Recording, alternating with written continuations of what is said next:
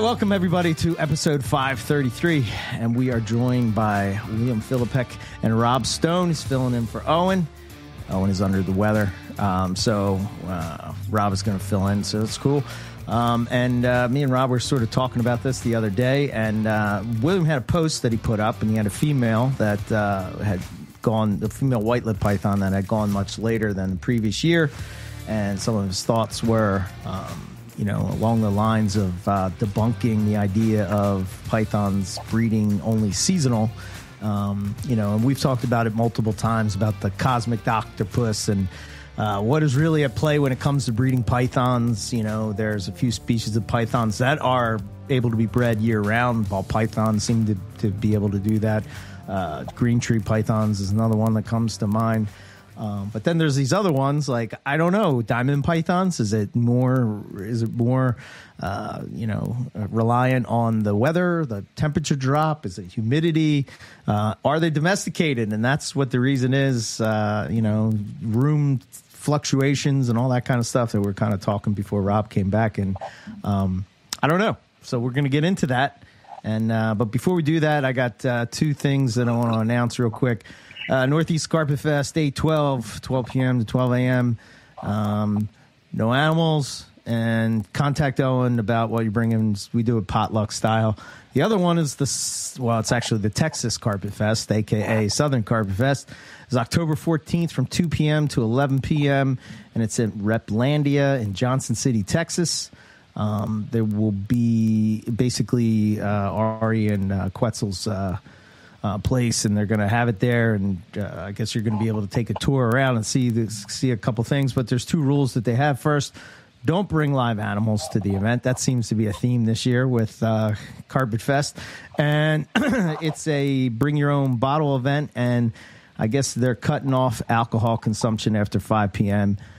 Because it is a zoo, and they don't want to do anything to risk that or jeopardize that project. Check them out. They have a Facebook group and they have Instagram.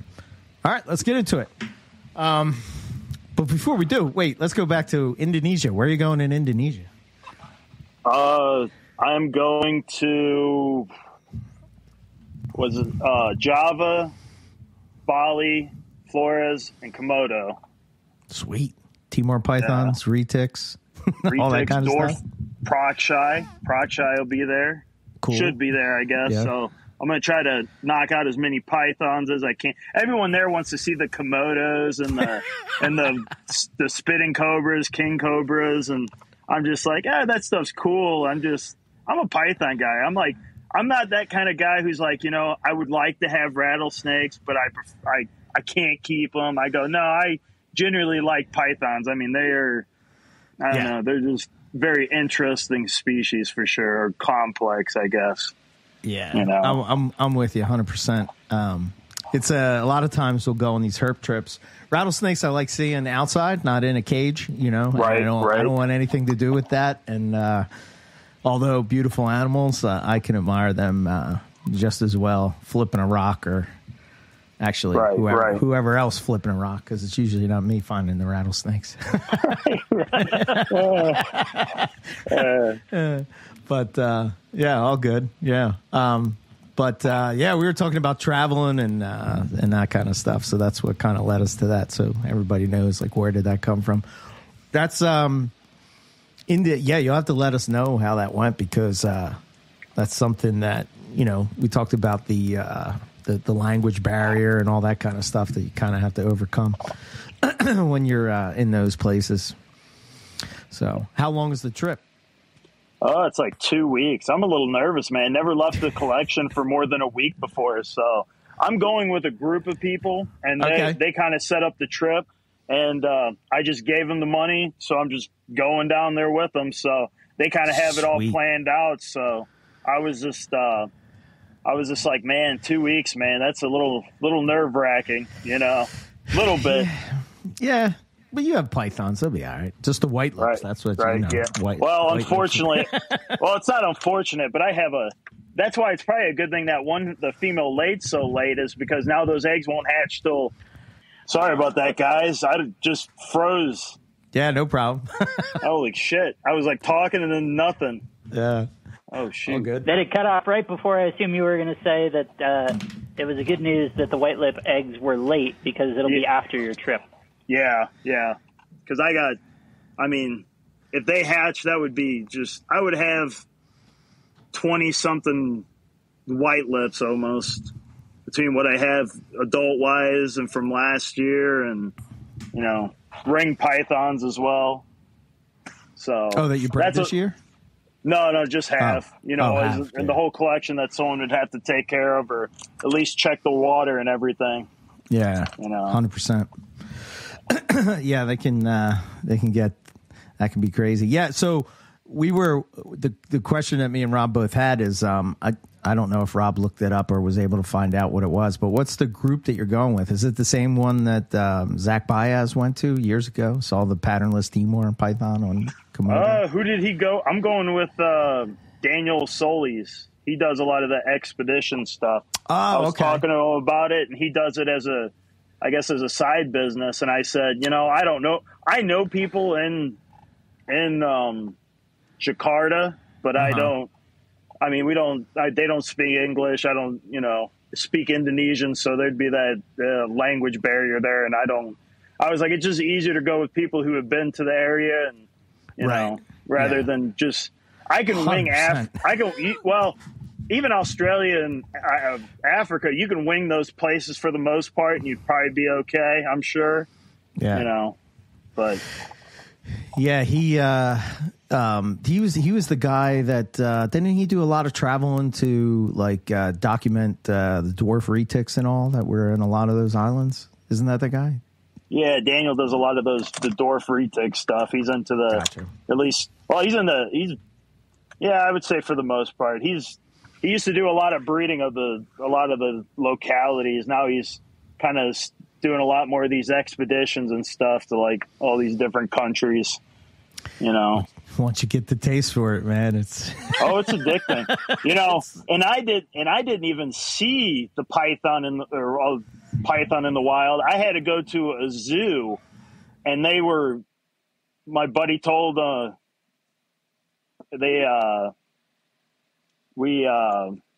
he told the guys at the zoo, he goes, my buddy came from overseas, and that's when they said, told him what we were looking for or what I was looking for.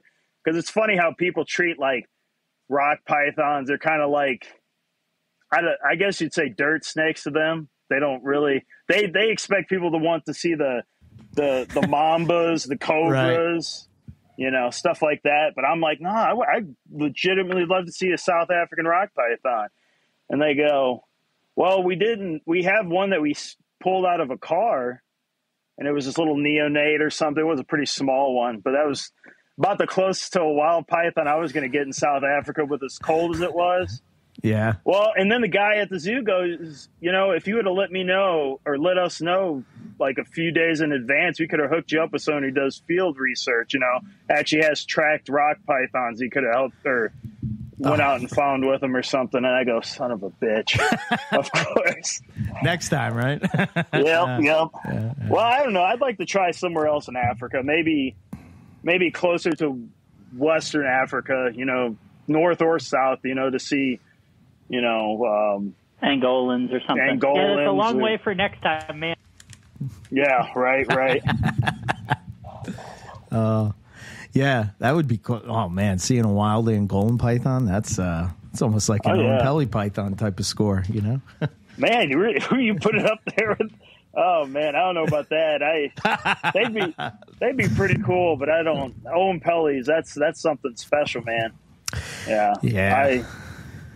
I don't even know what you would really, maybe finding a new python species. That'd be pretty cool. But that'd be pretty cool. I don't know. Carpet that everybody didn't think existed on the other side of the mountain in Papua New Guinea or something. Oh, like that. Geez. Well, what's interesting about that, and I don't know, there may not be anything to it, but I know a guy I was talking to about Dunn's pythons. I was asking him about, could you get me some, a group of them so I can import a group of them. And they were showing me that, and then they start showing me this. it just looked like a Macklot python, right? And then they're telling me it came from P&G. I go, what? I go, that doesn't sound right. You go, you sure? I go, it looks just like a Macklot python. At least it was kind of a real crappy photo, so it was, hard to really tell for sure. But from what I could tell, I go, it looks like a Macklot python. But then the same guys, I don't know if it was all the same guys, but some of those guys was on a video. They went to Dan Malari's videos when he went to Reptile Expo, and they told him the same thing, but that animal looked like a Macklot python. So I don't know. There might be some, is it that it's a new species, or is it that people brought Macklot pythons over there and, kind of like the whole debacle with the Halmahera retics on Halmahera, Right. Could that be an introduced species? Who knows? Yeah. And now what? Retics are in, is it Puerto Rico? Right. We have berms. Puerto Rico has retics. All right. Oh yeah. Oh man. Yeah. It's I would imagine that it's not. I would think that there's possibility that there's python species out there that. Oh yeah. Possibly I'm sure there is. Hasn't been discovered yet. Even in Africa, I'm sure you could go in the Congo. And I'm sure there could be something you just don't know of. I mean, shit, there's those dwarf crocodiles. I don't know if they were categorized as a subspecies or anything, but it was they live, I think, their whole lives in a cave system. And they developed this orange coloration when they're generally a blackish brown color. And they develop like this orange. I think they said it was, oh man, what was it? Bat guano that might have been causing that. I don't think it was because of it. I don't know. It was interesting, but who knows? There could be pythons there, Yeah. So, it's not crazy to think it, Yeah. What do you think, Rob? Is there a lost species of python out there in the world somewhere that hasn't been found? Right. Well, I mean, certainly new species of a variety of different things are found all the time, and there are definitely areas of, high endemism where we see that, right? So in Vietnam, in karst habitats and stuff, I remember, every year it'll be, 20 new species of, usually it's more things that are less noticeable, right? Insects or arthropods or, stuff like that. But certainly that's a thing. Just as the conversation was going, the thing that struck out to me is, okay, say you went to north of the dividing range in PNG and found a carpet, people, given the internet and what it is today, people would just say that we were faking it. So I don't even know if it's worth it. Right. Right. Yeah. He said he was going to find it on that episode 533. Oh, man. Using the words against us. All right. I guess let's get into the topic at hand. Can pythons breed outside of a season? I don't know. What's your thought? Let's start with you, William, since you are the one that sort of sparked this idea. What's your thoughts? I think it's I don't know. There's so many. I think there's just so many factors. It's just hard to pinpoint it on something. Is it like I was telling you guys earlier? Was I had such a crappy winter. I barely had any snow this year, hardly any. So, and I noticed whenever not everything, but a lot of stuff started breeding when I had a week or 2 weeks of rain, when the rain was really heavy. And that was May, I think, when most people are quote on done with their breeding season. I got hit with pretty decent rain and stuff started breeding. But here's the caveat to that. The white lip so far was the only one that went into that group as far as like a bunch of the stuff that was breeding. And I don't particularly hammer my females with food very heavy after they lay. I kind of give them a few meals, and it sounds bad, but I kind of leave them a little lean. I don't like getting them plump again, if you will. So I keep them a little bit lean. And I didn't plan on breeding her again. I didn't really plan on breeding her, but I started feeding her kind of along with her sisters because they're all in the same general area. So I started feeding her a little bit heavy too. because generally if I'm going to breed it, I'm going to feed it. If I'm not going to breed it, then you kind of get on essentially almost like a maintenance fed type of, feeding where you're just not going to get fed that heavy, Sure. Yeah. So that's what I was doing. And then I just start feeding her heavier. And was it that I just hit the right amount of meals that she just decided, not decided, the follicles were just, she had an adequate amount of weight that was just the time, because she probably wouldn't have had enough weight by, I think she would have, when would she go? She probably ovulated last year around April, maybe, I would say. So, yeah, so maybe it could have been that. It's hard to say. Ball pythons, I could tell you, I mean, I really like that Vin Russo method when it comes to breeding, where you don't really feed them much, and then you just hammer them for maybe 6 giant meals, and then that's it. And usually, most of the time they go. It just makes it kind of just easier, honestly, where you don't have to worry about feeding every single, because it's hard when you're a full-time, or not full-time, but when you work a full-time job and do snakes. Like Ryan Young and them will tell you, like, I feed small meals, but I feed real often. Well, I just don't have the luxury to do that. Separate out a bunch of animals and feed, little meals more often. It's just easier to just give them larger meals, more often, or less, well, not more often, but actually just give them bigger meals. Yeah, and that sort of speaks to that speaks to a couple things come to mind when you say that. One, the adaptability of pythons just in general, right? In captivity or whatever. You could do small meals, you could do big meals, less often, whatever, either way, and it produces results. So is it the food? Is it is it species specific? I don't know. I years ago, Rob and I had this thought one time when we were talking on the phone, and I was saying about how, like, to me, if we just throw a number out, there's 5 triggers, if you hit 2 of them, whether it be temperature, humidity, feeding, light cycles, could be precipitation outside. If you hit a couple of those or one of those in some cases, then you're probably going to have a success, and that's sort of like what leads me to think, like, okay, so it can't be, it's not a specific thing per se. It's not like you could feed, I don't know, it's not like you're going to feed, I'm feeding medium rats it's sort of like when me and Owen talk about breeding, we sort of take the approach of the holiday type of thing, and it's always seasonal, because I don't know, carpet pythons seem to be seasonal, but I don't understand why they couldn't be even if it was just popwin carpets. Like, why would green trees breed all year long, but carpets won't? That just doesn't make sense to me. This is something interesting, because I stalk a lot of people. I'm going to be honest. To try to get information, I just watch a lot of breeders. And I watch people who are particularly pretty successful with what they do. And if you look at the people who are successful, Australian stuff seems to be really odd, right? Australian stuff seems to do the best when you cycle them, with more of a temperature food cycling than Indonesian or animals closer to or on the equator. I'll just say on the equator. Because if you look at it, Ryan Young, he's successful in ball pythons, but he's particularly successful in Indonesian animals. And then you look at someone like Nick Mutton, who's really successful with Australian stuff. And they do 2 pretty different things. Ryan isn't so much of a hard cooler. He's a cycle feeder.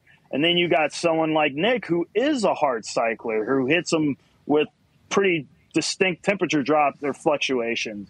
And it's, could that work? Well, obviously, Nick still breeds Indonesian animals. Ryan still breeds Australian animals.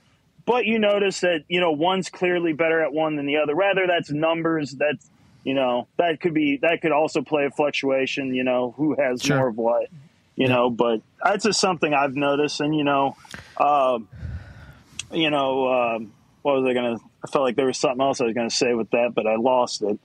But yeah, that's as far as like just people I've noticed, like, that's just, and something else too, I wanted to kind of debunk that. I remember I hear a lot of people talk about it, but I don't see it being that true, is the whole establishment of an animal. Like, people talk about, you get say you get an adult female, you got to keep her for 5 years minimum for her to breed.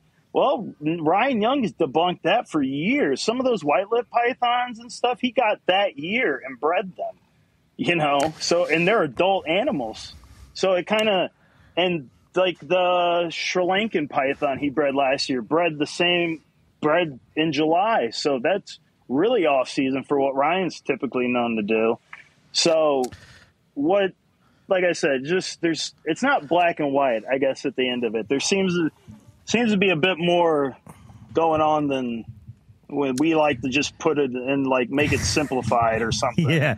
Like you're baking a cake, right? Right. Yeah. I think, I could be wrong with this, but like I'm thinking, as you're saying that, I'm thinking about Ryan Young, and like, Rob, you may know this better than me, but like, doesn't he, like, it seems like in the wintertime he's just covered in snow. Yeah, that was another thing. Yeah, that was another thing. So here, I can't speak on Rob because I'm not too familiar with Colorado, right? I'm not too familiar with that weather or how his is. But I know me and Eric and Owen, we're pretty similar. Like we get cold winters, but we might also get some warm days thrown into that cold winter, So, yeah. And I noticed that same thing with Ryan, and I would assume Nick would be pretty similar. He's fairly close to Ryan, but they get snow all winter. They get rain in the fall and spring, and then they're dry during summer. So they seem much more consistent weather-wise than we do. Isn't there a mountain range, though, that separates Nick from Ryan, kind of? Is there? There might be. I'm not too familiar with those areas. I always remember him. Rob would probably know. Yeah, Nick's in more of a desert. Despite being so close, the conditions are a little bit, I think it's like a rain shadow effect or whatever. So certainly they get that there, but I think his is probably drier than Ryan's stuff. Okay. And that's why I was thinking, like, I think I believe, one of my beliefs has always been that the weather outside affects breeding reptiles more than people think. I think that people think that's like, I have a controlled room and I'm keeping this, but I think those pressure drops, shit, man, just how do we even know? Like, you think about what it smells like when it rains. You know what it has a different smell in the air. What if that somehow affects them? What if, I don't know. I know that's kind of a crazy thought, but it just got me thinking about, like, I think I was talking to Keith about this, and we were talking about iridescence on snakes. And although to us it may look like they're standing out, let's say, and it's like, how is that camouflage or whatever? But then when you look at what their predator would be, and they're not able to see that, then basically the animal becomes invisible. Like an example would be, I saw on a show they were talking about tigers, and the one type of deer that the tiger hunts all the time, that animal cannot see orange, the color orange, which basically means that the tiger with the stripes, I mean, now it makes sense. It just disappears into the, right. that they won't see it, So I don't know. What do you think about that, Rob? That's kind of one of those questions that Rob would be telling me a couple of days from now. No, that's wrong. No, I think that's super fascinating, and does speak to, right, so it raises it does a couple things, right? The first to me is it brings up the issue of our own perspective and how that clouds stuff, right? So that we're always unintentionally viewing things through our perspective, where we would look at that and say, like, how do they not notice this big orange tiger? Or even in the conversation that just happened on Venom Exchange Radio, where they're talking about the cookies and cream lutosis on orange sand, and what does that look like? It's kind of the same deal, right? Not necessarily from a specific to orange context, but same idea, where it's like, to us that seems super noticeable, but obviously it's conveying some advantage to them. The interesting bit is, okay, well, if they're not seeing orange, if it was entirely orange without the stripes, would they then notice the absence of anything, right? In a way that the stripe pattern then breaks it up so that it doesn't seem as doesn't make as little sense or be as noticeable by its absence. That's kind of what I think with the tiger thing, where if they actually were then unicolor orange, it actually might be noticeable in terms of the absence of anything, right? It's almost like a shadow. Right. Well, I think it's like with zebras, the stripes break up the pattern. It makes it harder to distinguish a single body when you have all these stripes, kind of like with zebras. Why zebras are black and white. It's to break up that distinguishing one individual. So I wonder if it's the same with tigers and tall, hiding in tall grass and everything. It helps break up that illusion of a body there and kind of just drowns it out. That's why I'm assuming, I'm sure there was a basal version of a tiger that was patternless, just a standard spotted animal, because the closest living relative to tigers is the snow leopard. So, and that's clearly, you would have never have thought that. So clearly there was a dramatic change from, there to where they are now. Right. So, yeah. Wow. I didn't know that. Wow. That's interesting. No shit. Maybe because you guys are more into the ball python history, if you will. But when did breeders start to breed them year round? Because I remember listening to Reptile Radio back in the day, and it was always it's November, we're cooling down, and they sort of followed the similar python breeding strategy, if you will, and then it just seemed that somewhere changed. Was it a gradual thing? Do you even know? I think it was a mixture of things. I think it was a little bit of laziness and a little bit of some people did. I remember Tim Bailey talking about it. He said he started to see different, just girls spacing out more and more. But I think that's when cycle feeding comes in. If you're feeding weekly or biweekly, you're not giving that animal any rest, even biweekly, as soon as its organs recover, unless you're giving it a small meal, you're not really giving it a fluctuation of food, either feast and famine like I do with my ball pythons, and a few old school people still do with their ball pythons. So, I know people who breed them like boas, where they feed them once a month and they get clutches from them. They just feed them one big meal a month.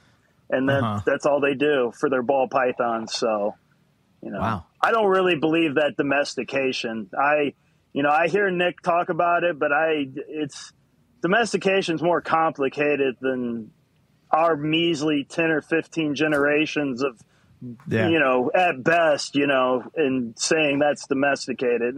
And even domestication in reptiles, I think, might need to be coined differently than, say, a mammal's domesticate. Maybe. It probably depends on the reptile, too.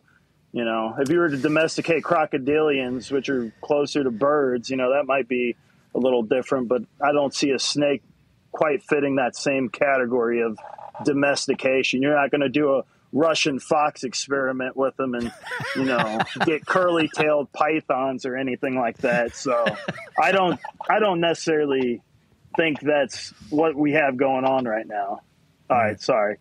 No, that's all good. Yeah, Rob. No, agreed. I think I totally agree with that stuff. I would think the biggest driver was probably a lot of those ball python folks getting ultrasounds so that they were able to actually see inside the snakes and then really watch their development. If you go back to, back the time you're talking about, 2008, 2009, with Reptile Radio, you remember that pied females notoriously, quote, bred at a different time, and that it was always an issue with producing them.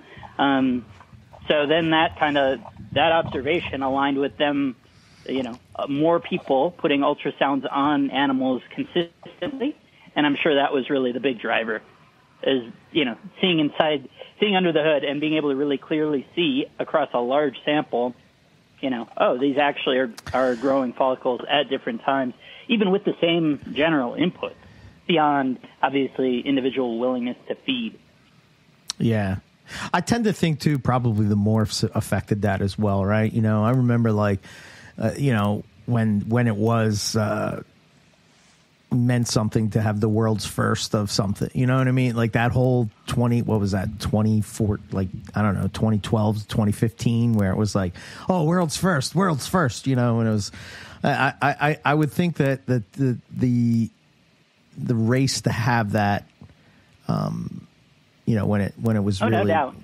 Meaning something. Yeah, I mean, part of that same thing, right, would be if in like that same instance, if they had a singular male that they wanted to use across multiple females, you'd actually be better situated if, like, say you had a rack of females, if they were not all on exactly the same cycle, right? So that if their follicular development was actually staggered a week or 2 weeks, so that the male could be in there at the optimal time for each, which you can't do. I mean, you could toss them all together, but even then, that singular male probably isn't at his peak relative to all of them if they're all peaking at the same time, whereas if they're actually staggered, then you might actually be able to introduce them and have successful copulation at the time, you know, kind of at that optimal time. So maybe even within their own collections, it was beneficial to not have them all going at once, and that might spread the season out kind of naturally. So between all this stuff, I think that's how they wound up, you know, seeing that. It's not even, I don't think each individual animal is maybe, you know, when we talk about it saying, oh, they can breed all year round, that's on a collection level or a herpetoculture-wide level, more so than it is necessarily a specific animal. Yeah, it's that's a good point, Rob, to make that clarification, you know, because when we say that, it implies that you can just breed your ball python at any point in the year, which possibly you could. I don't know. You know, maybe certain females go at certain times for certain reasons or whatever. Is it possible that that individual pythons have different triggers? I don't know what you guys think of that. Yeah, I would think so. Certainly. I mean, we see that, right, where there are, and I agree with you, William, relative to the whole kind of domestication bit. I think there's some of yes and some of no, and that there's a lot of oversimplification to say that that's the reason this is happening. I tend to think it's more our own inputs and how we're applying it and that different stuff. At the same time, right, some hatchlings feed better than others, and, you know, so they're plenty willing to show us that they have their own individual traits or tendencies. And so, yeah, I don't think it's universal that, oh, they'll all be amenable to this or not. Some are going to be way more amenable than others. Yeah. I think that probably it's, I mean, if you're a breeder, right, it's probably good for incubator space. It's probably good for having,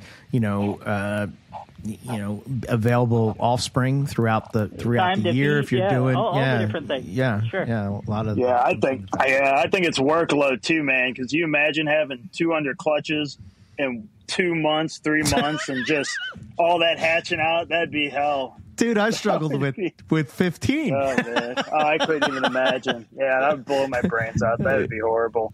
Yeah.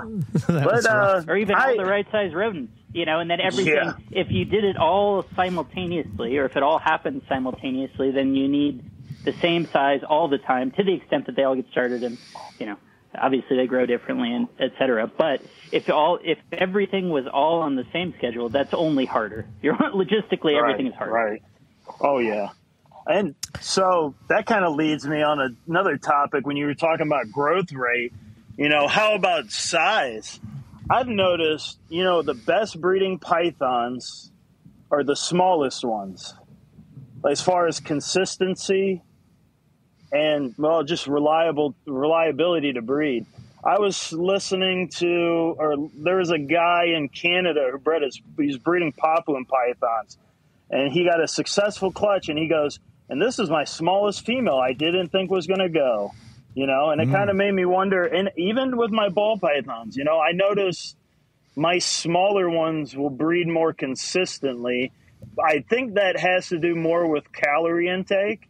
You don't need as much food than an animal that is bigger, because if you look at these retic breeders, clearly you can breed gigantic snakes.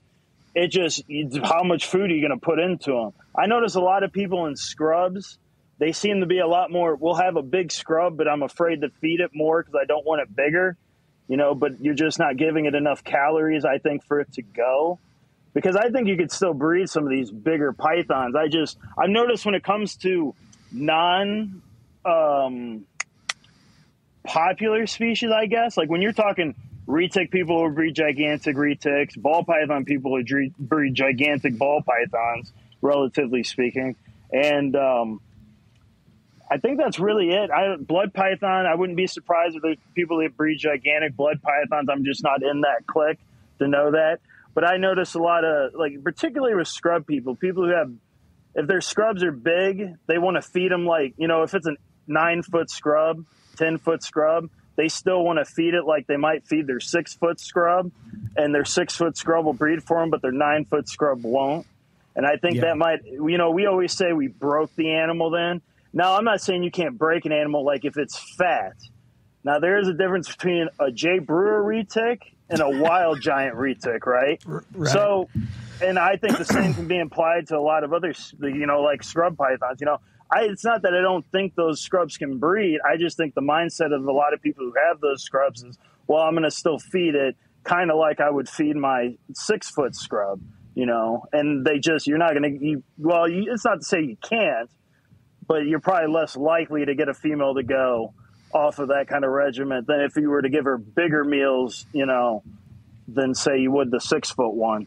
Because I've seen it with ball pythons too. Like I said, my biggest sample size is probably going to be the ball pythons when I compare stuff. But I have a ball python who she just barely eats. She doesn't have to eat very many meals for her to go. And she always stays real lean. She seems to be an exception to that rule. Like, all right, just because she's small, she still doesn't eat that much compared to other smaller ball pythons I have, but she still lays. She just lays giant small clutches, you know, like 2 giant eggs or something like that.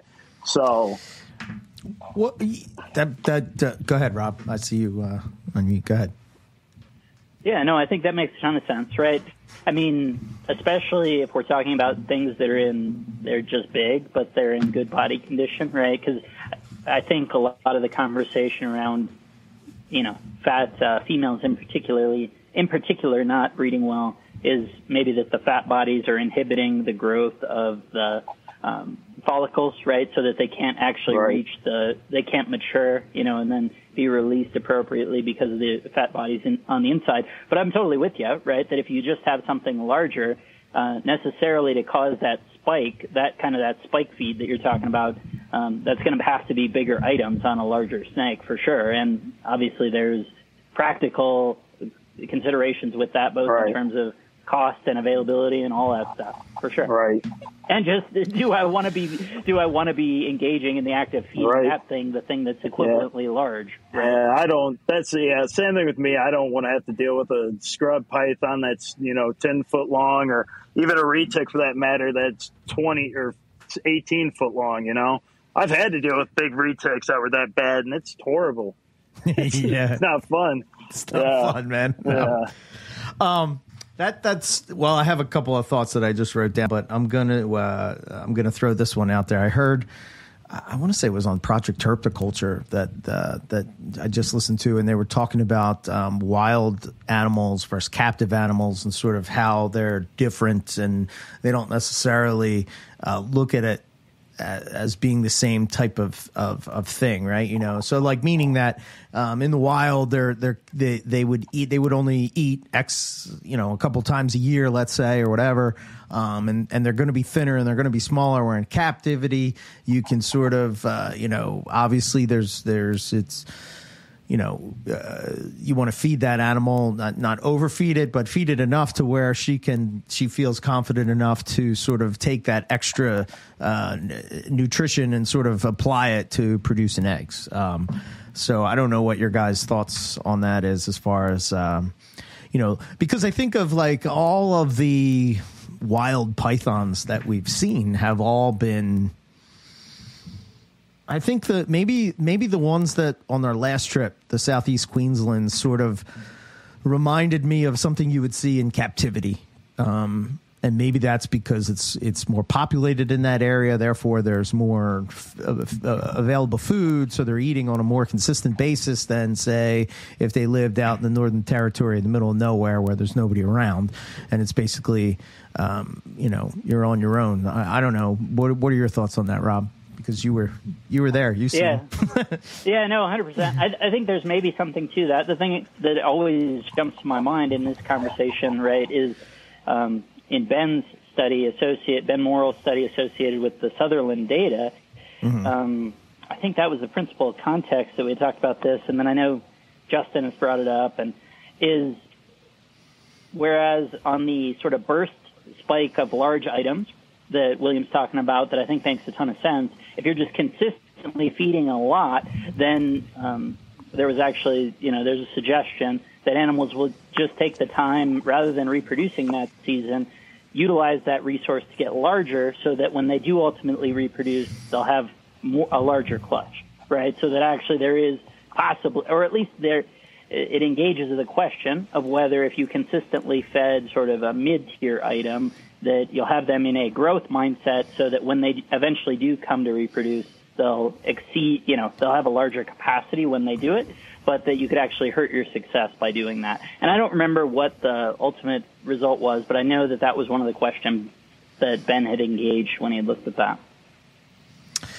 Yeah, I remember him talking about turkeys, and for some reason, maybe this was when me and you were talking, Rob. Right, with the feeder, talking and about there's that, right? an it's ideal like amount. Specific, yeah. It's right. like you don't want to feed them too much, because then their fecundity would go down, and you don't want to feed them too little, because then they wouldn't have enough to reproduce. And I don't remember if he found that in the data or not, but certainly it was a question, and it is I think it's a valid question to look at.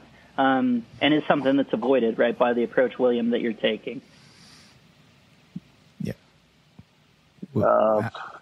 How so? So go ahead.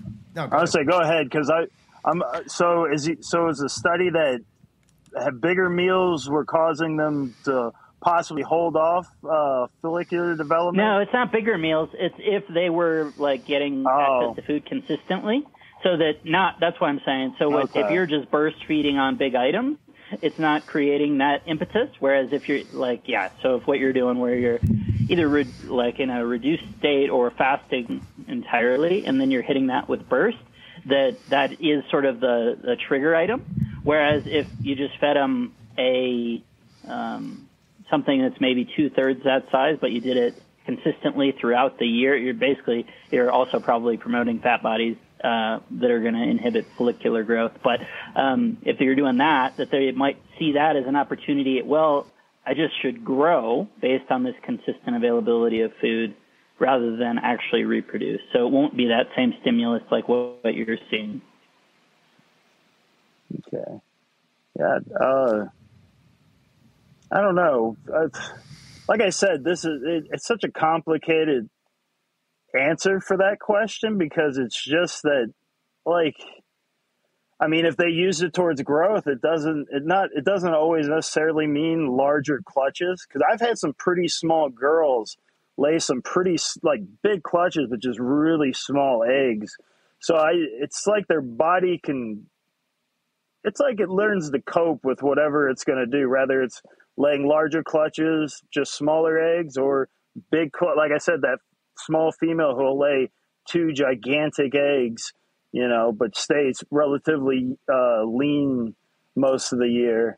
I don't know. I think it's hard to say. I think like I said, there's so much. I think there's more to it.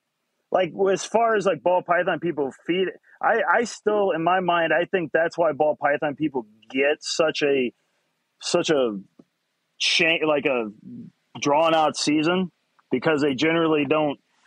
I think they just give their animals such an optimal surroundings as far as always have heat, always have food, so they kind of can almost at their own luxury go whenever they feel fit.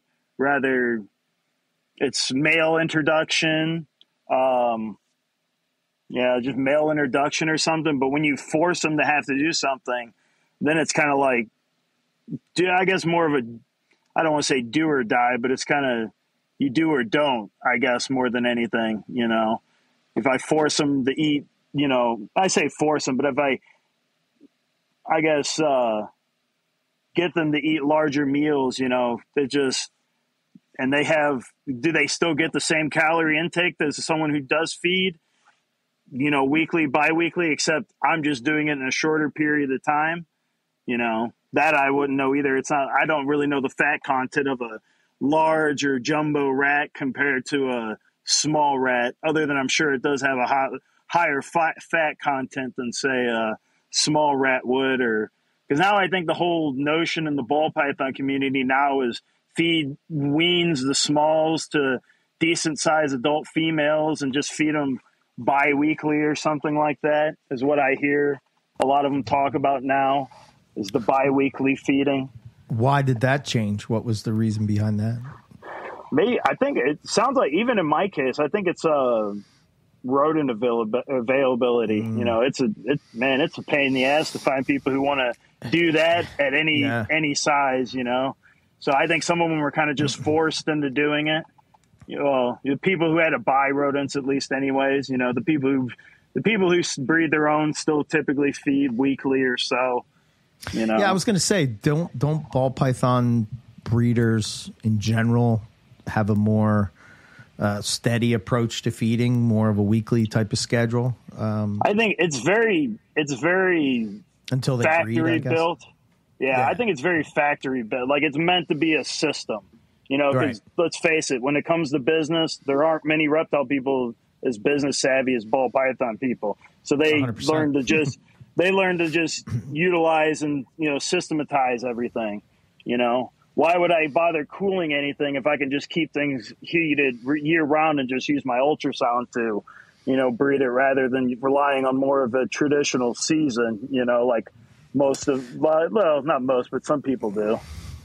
So I guess the question is that if you are taking temperature out of the equation of the cosmic octopus, let's say, and you're taking the feeding part out of it to where you're cycling in a certain extent, at that point, really, I would be curious to see, and again, not really being in the ball python world, is it affected by weather? Is it affected by pressure fluctuations? Could it be that's what they're sort of honed in on, and why you would get them, at various times of the year? Or and here's another question I have for you guys to find out what your thoughts are, because I guess, William, maybe this will be debunked by your female, but like, isn't it thought that once they breed at a certain, I hear, and this could just be that I hear this a lot, so it sort of sticks in my head. It's like, a female will go in March,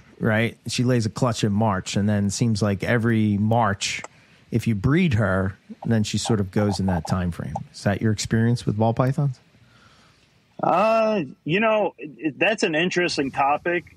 I wonder if it's more of something I've heard ball python people talk about. I've even heard Ryan talk about this too, is your female will build follicles periodically throughout the year. Like, she might 3 years she'll start building, and if nothing happens, they go back down again, and then they might start building again, then go every I want to say it was 3 or 6 months. I heard, like, if she reabsorbed, try her again in 3 or 6 months. I can't remember exactly what they were saying time frame wise, but I guess it makes sense. I don't know if it's an eternal clock thing.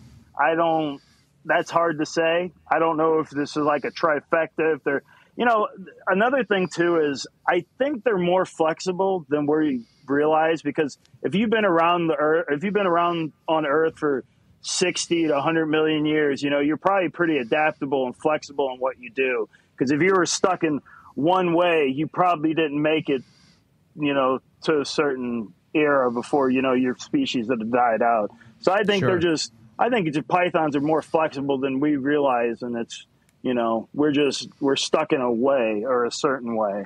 Some people are, some people, I think they know it. It's just, some people are it's just easier. Like, I'm not against, like, I don't want to make it sound like I'm against cycles and stuff, because I honestly like the more I like the more predictable, way if I can. Yeah, I think the thing that fascinates me with this topic is just how little we know about what really is going on. To me, that's sort of like the mystique behind the topic, if you will. It's like one of those things where I really find it interesting to try to fit. I mean, for me, and probably for you too, William, it's like I'm fascinated by these snakes and this group of snakes, and to me, I'm like trying to understand everything about them, having worked with all these different species. I used to think that, it's a python. A python's a python. It's just, it's here, it's from here, but it's still going to do python things, and it's from there.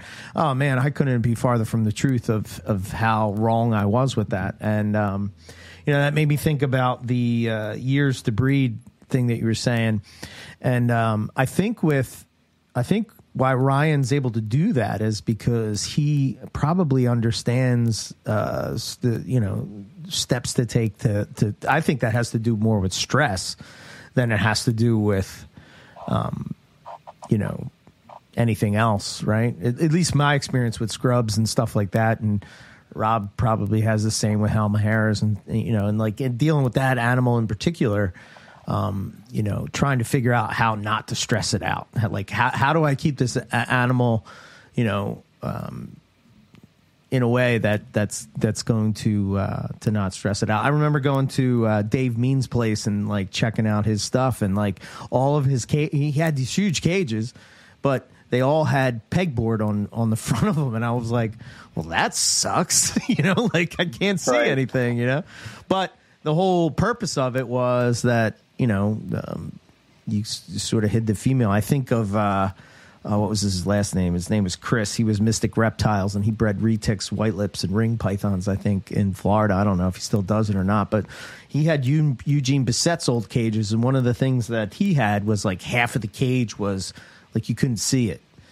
So the snake could be in the back half of the cage, and that's so dangerous with retics. I couldn't even imagine doing that with a retic, not knowing where it's going to come out of. Retics too. Oh, that'd be horrendous. Yeah. Oh my god.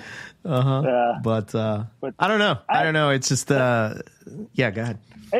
That's an interesting topic too. It's like, does moving them really stress them out? Like I've said, Ryan breeds animals he's bred a handful of animals that he would get that year and breed them within under 12 months of having them. So that seems like, to me, it debunks it. But here's the caveat to that. And this is why I think it's not black and white like we like to think. Because then there was that Daniel Destouche thing where he kept trying to relocate that scrub python, and it would keep coming back. And then eventually it starved to death because it couldn't acclimate to a different climate. It wanted to go back to the one it was more familiar with.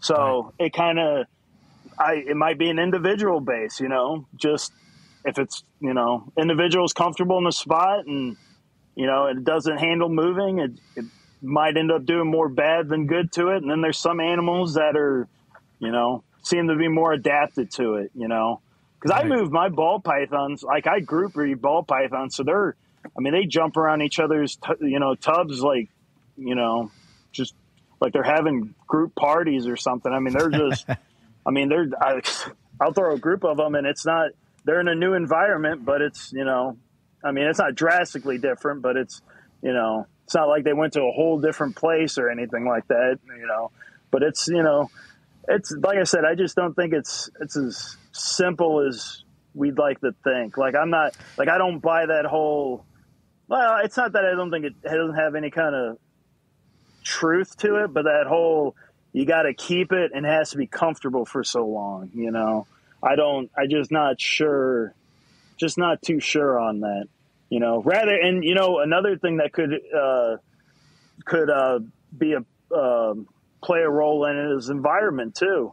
Like, sure. Nick, like Ryan, for instance, like I've said, he keeps a pretty stable temperature. He's not like, being an ambient guy, he doesn't do crazy stuff. But say Nick, who does a lot drastic temperatures, would that just be too much for the animal and just cause it to stress out too much? maybe, who knows? I think it could be it could be the animal, it could be the environment you're trying to put it in, you know? Yeah, I just think of like, I don't know. I think, and again, this goes back to what I was saying just a minute ago. It's just about understanding, you know, pythons and how they work, and individual species of pythons and how they work, and what are the little, you know, minute details that go from species to species that maybe are going to make them feel more comfortable or adapt quicker, or, you know, get into that thing. And I think that really comes from just paying attention to your snakes. And I would imagine that Ryan, breeding so many different species, just has probably, to him, I would imagine it's probably not even like he's not even thinking about it, but it's more of an intuition, if you will. You know, I would say that Rob probably has the same thing. You know, he just has an ability to sort of look at a snake and sort of, you know, compute in a way what's going on. Right. You know, I don't know. Speak to that, Rob. Yeah, what I was thinking, you know, as this conversation, or within this, you know, the conversation on this topic, is I think Ryan's ability to do that with the animals that he's getting reflects two things, right? I do think it is the stress or lack thereof in his setup, and probably that temperature consistency is probably helpful to that, right? And especially in terms of making them be amenable to going more quickly. But also, I think that's it, Eric, is that it's really going to be reflective of the fact that he's able to look at it and perceive what's happening. I don't know whether Ryan has an ultrasound or not, but certainly he's experienced to be able to look at it, you know, and judge it even in its absence, to be able to look at it critically and have a sense for it.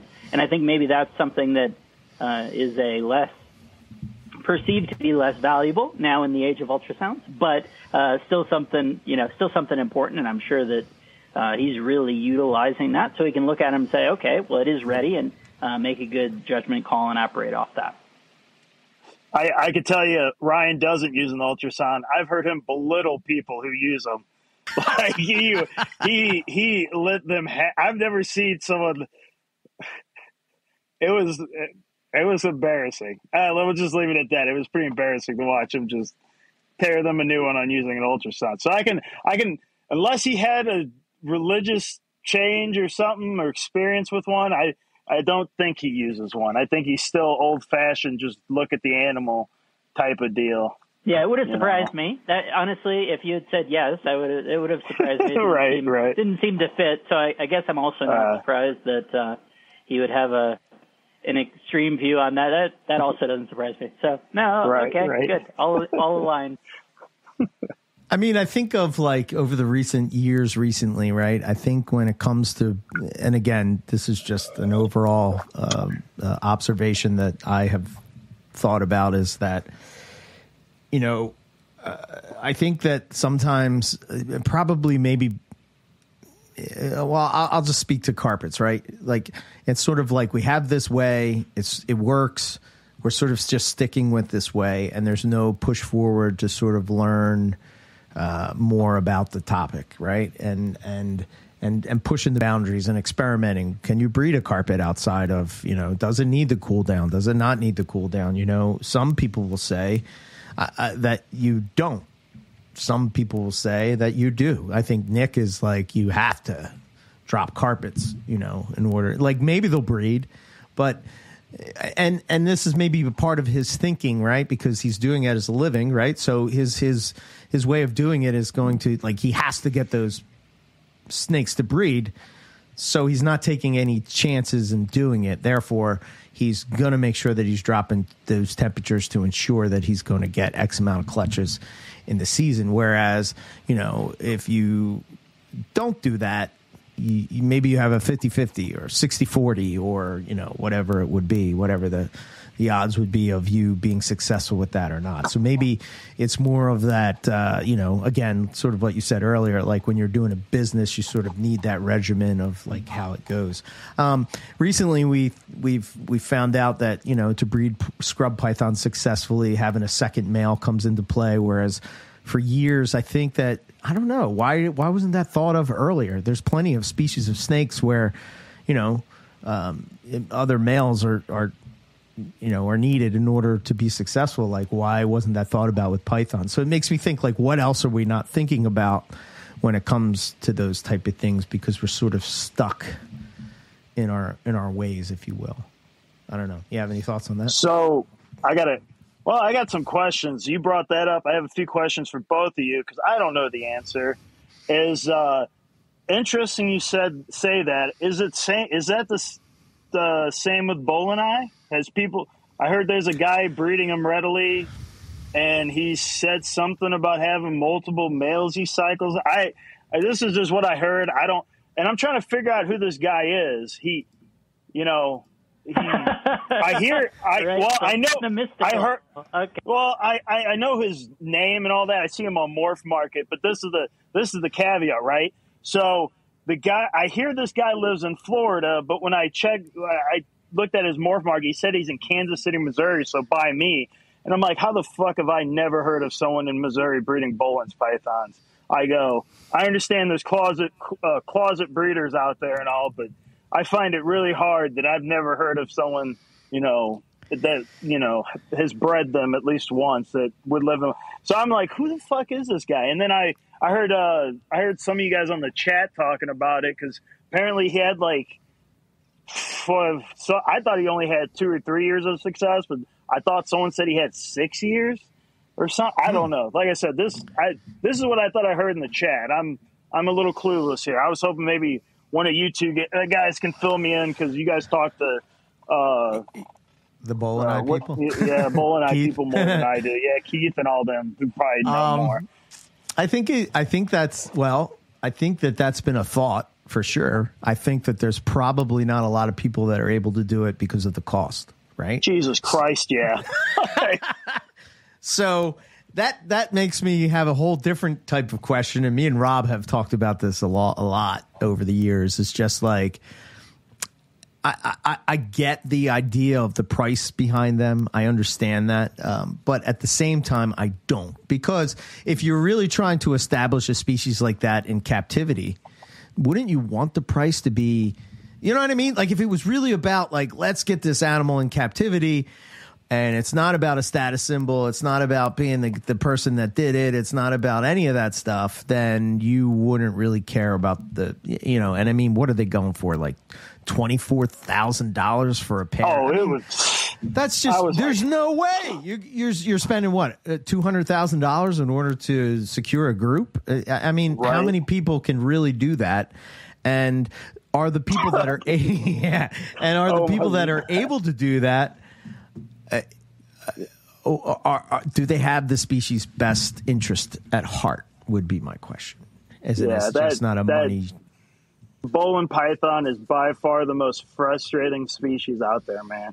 It drives me nuts. Well, it's that and it's either Boelen's pythons, or people always want a big ass reptile, like monitored lizards. They always want the biggest one. They never want the smallest one, which I think are cooler. Yes. But yeah, we want the biggest animal we can get. And the Boelen's python, it's a hard to breed snake that's really expensive, and it really is pretty. So it's not that it's not an ugly animal, or it's an ugly 100%. Animal or anything.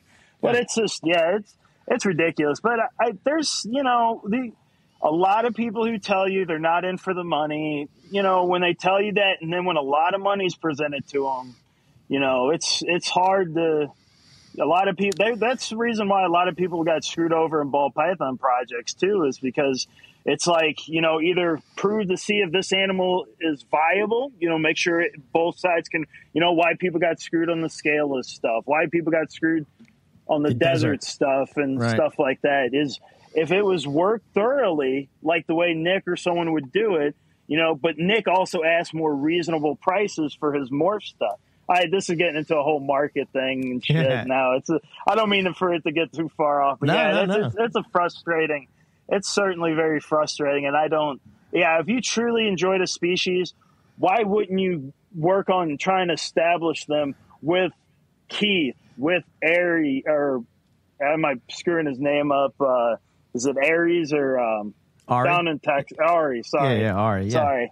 But Ari, and then there has to be other Boelen's guys out there I just can't think of. But they're, rather than giving it to I don't know, say a ball python breeder who might have the funds, but wants to breed a Boelens like he would breed his ball pythons, or something like that. And it's just, I don't get that either. I remember it's an old saying that Nick used to say is, people, it's always the one whose check clears, it seems, more than who's right for this animal.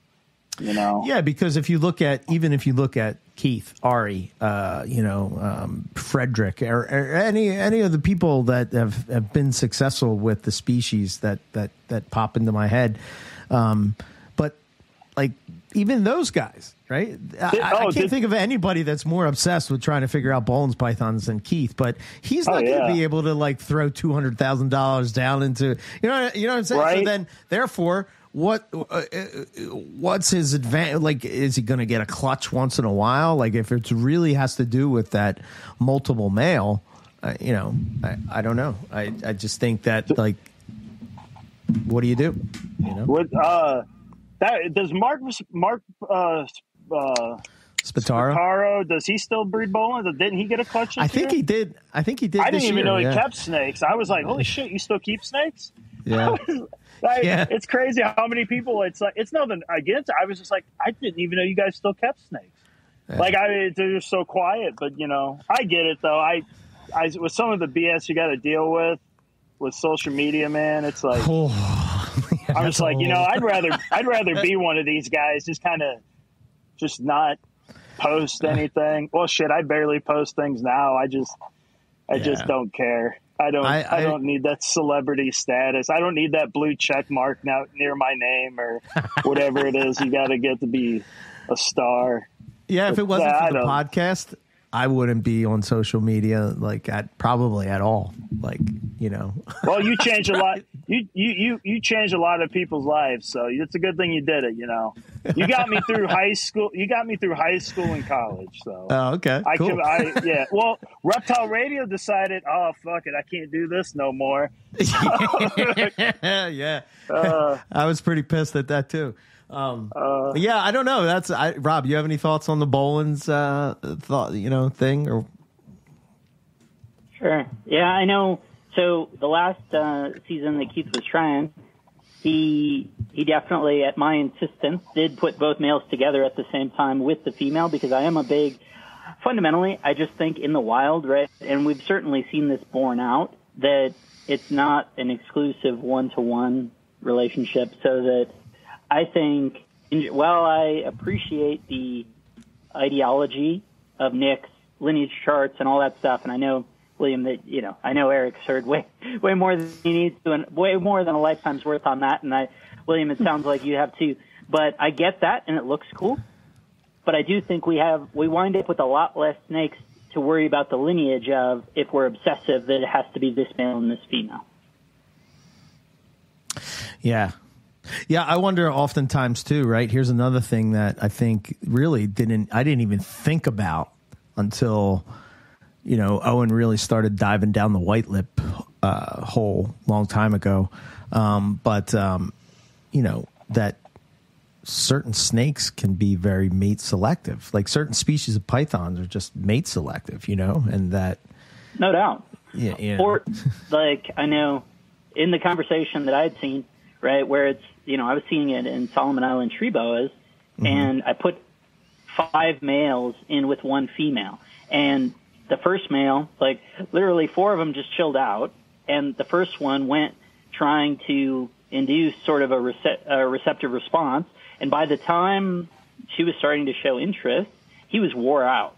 And guess what? The next one, and again, now there's still 4 that are sitting there, the next one went and actually locked up, right? And so then all 4 of them are still sitting there, and then that one gets off. Those are a little bit different, right? The males in that species don't combat, given their the population that they live in, being insular like that, it wouldn't suit them well to be super combative.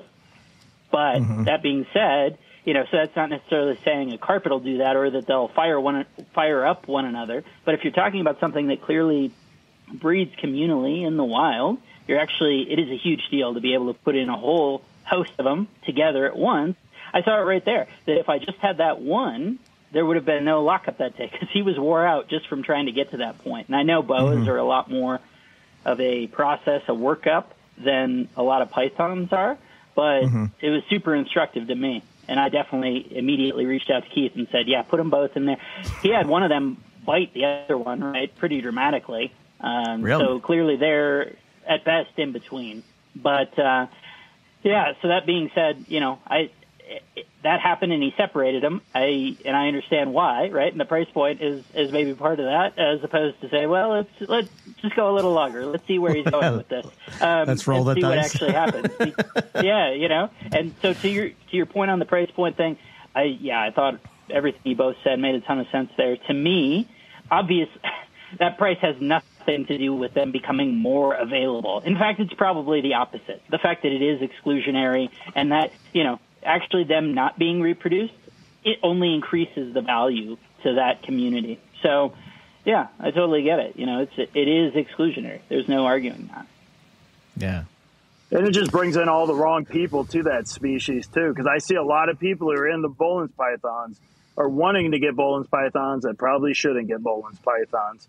But it is what it is. I mean, I guess until we can breed Boelen's pythons and change the narrative, it'll be like that. Or I guess if no one buys them and he's stuck with however many he had, and he's like, Boelen's are cool, but fucking 50 of them kind of suck ass. So maybe I'll just start selling them at a reasonable price. But I don't know. We'll see. I can only imagine how so many Boelen's pythons could be in your room. That sounds like it could be kind of a pain. Yeah, I would think that, I've heard Ryan say multiple times that, that he sort of has an approach that he would have if he had them. And I wonder if he would be, I would have to assume that he probably at some point would be successful with them, since he's been pretty successful with the other Indonesian species of pythons.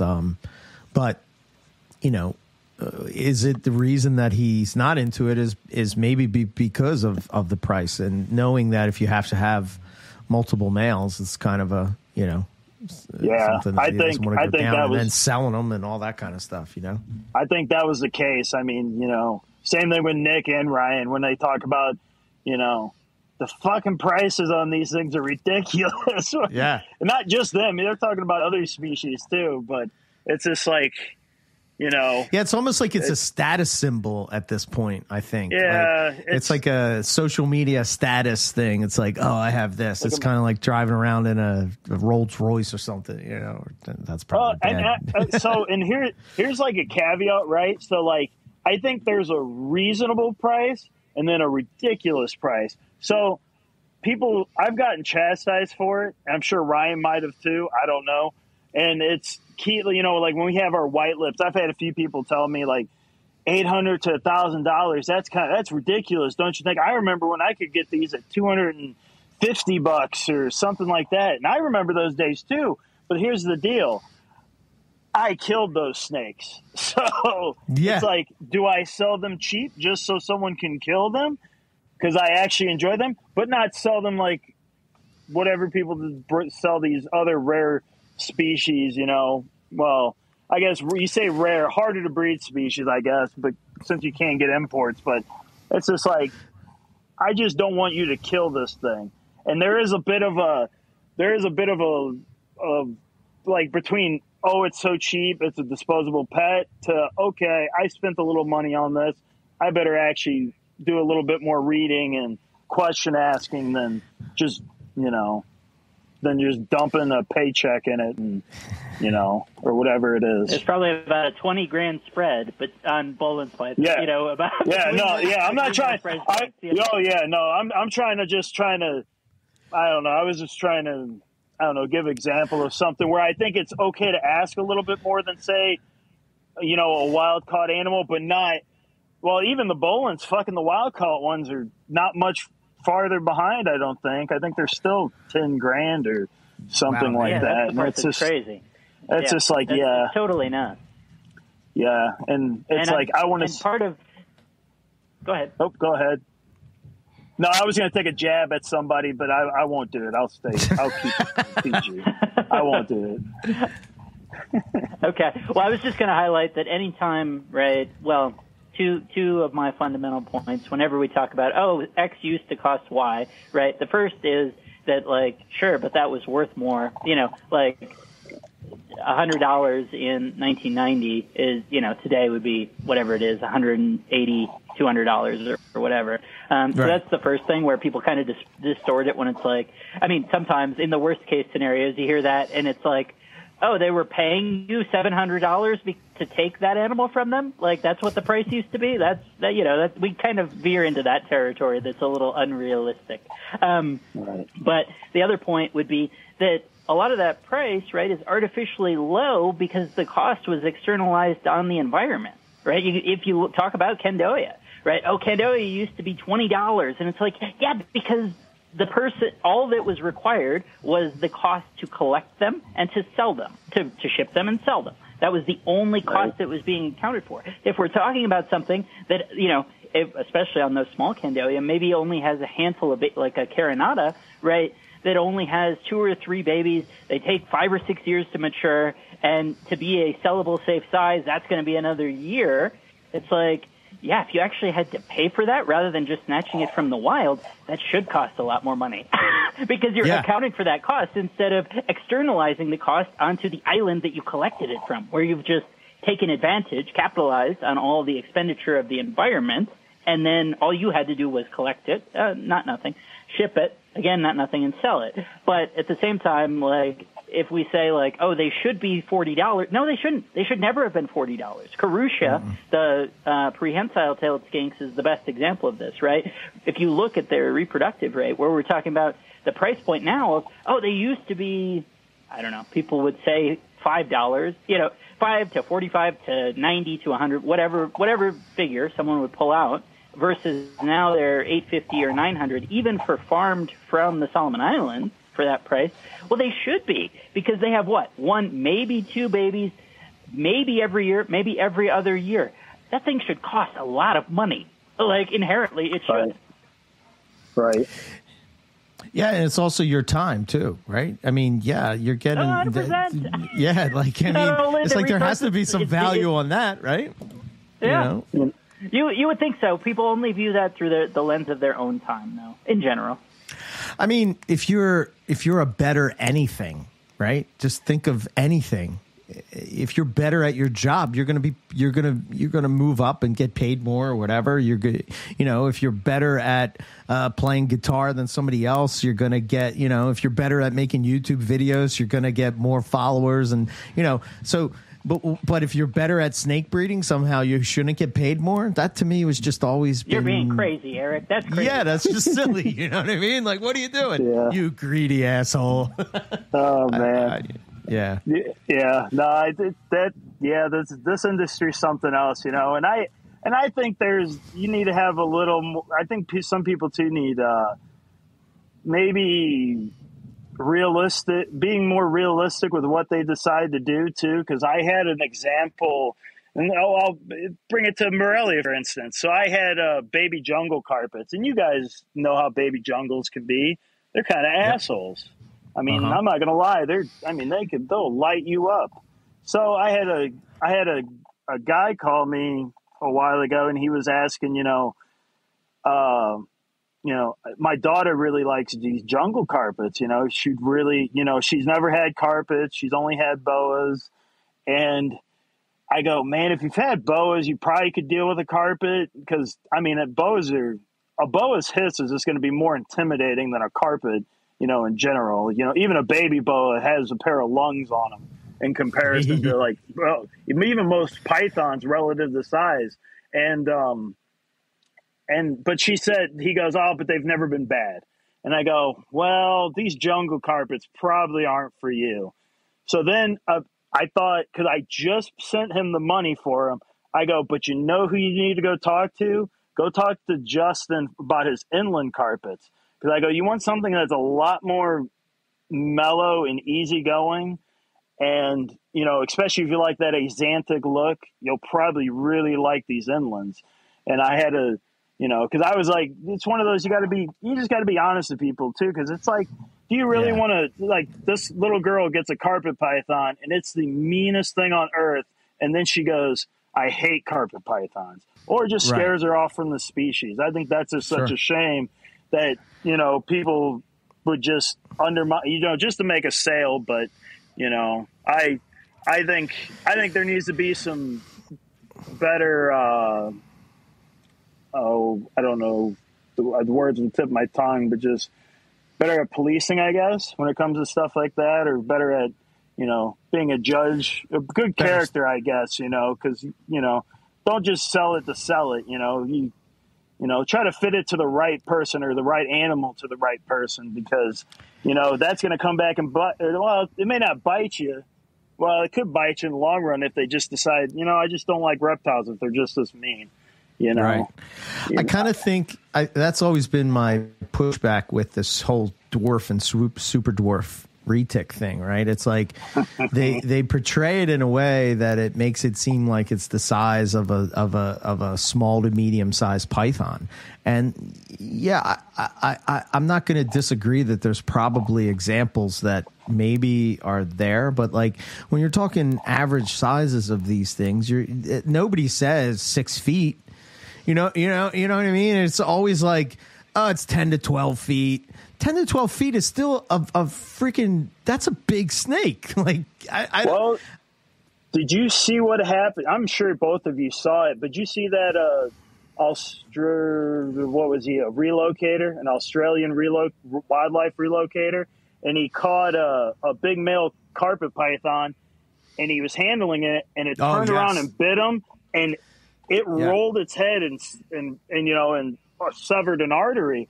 And I go, could you imagine that? You know what that immediately made me think of is everyone who has an employee that owns the medium-sized pythons, and they're just willy-nilly messing with their snake and, you know, get a bad reaction out of one. Could you imagine walking in onto that? Holy shit. Or your kid, you know, it made me really think that, you know, when you said that with the super dwarf retics and stuff, I'm like, that a 12-foot retic can still put some serious hurting on you if an 8-foot carpet can nearly kill you, even though that was like might have been a 1 in a million, but still the fact that could happen, you know, that just, And it really comes down to whether or not you're going to withstand the bite. Like, I think probably the three of us are probably experienced enough to, and you know, if we get nailed in that type of way, we're sort of going to, you know, we're sort of prepared for it, if you will. But think about somebody that's not prepared for it and is going into those enclosures and stuff, or has it as a pet, and it's like, oh, well, this is just you know, Snuffles, you know, or whatever, and just like, oh yeah, it's always cool. And then they're not even taking, I hear, I'm not 100% with this, maybe you can fill me in more, but aren't retics, especially males during the breeding season, like extra aggressive, I guess is the word, or maybe turned on? I don't know what the word would be. I know aggressive is sometimes not the terminology, but like basically they're going to be, it's like a breeding, they're about to light response. you up. I had a so it's like a hit and miss thing. So when I worked with Ben had he had a pretty decent number of retics, and he would have one male who would be going through the seasons, like he was ready to breed. And I think that might be more of maybe a submissive thing, you know, animals who combat, you know. You might have one that's has a higher level of testosterone than another one or something. And I've had, that's actually one of the few bites by a big retic I got was by a male who he cuffed me, and they're real sneaky about it too. They don't really just turn around and, at least the ones I've messed with, don't strike you right away. What they do is they cuff you with their tail, and then they slowly come back. They quickly, but, you know, really calmly and quickly turn back around on you. And then they start doing the head rub. And it's actually pretty similar to Antaresia, do really similar things.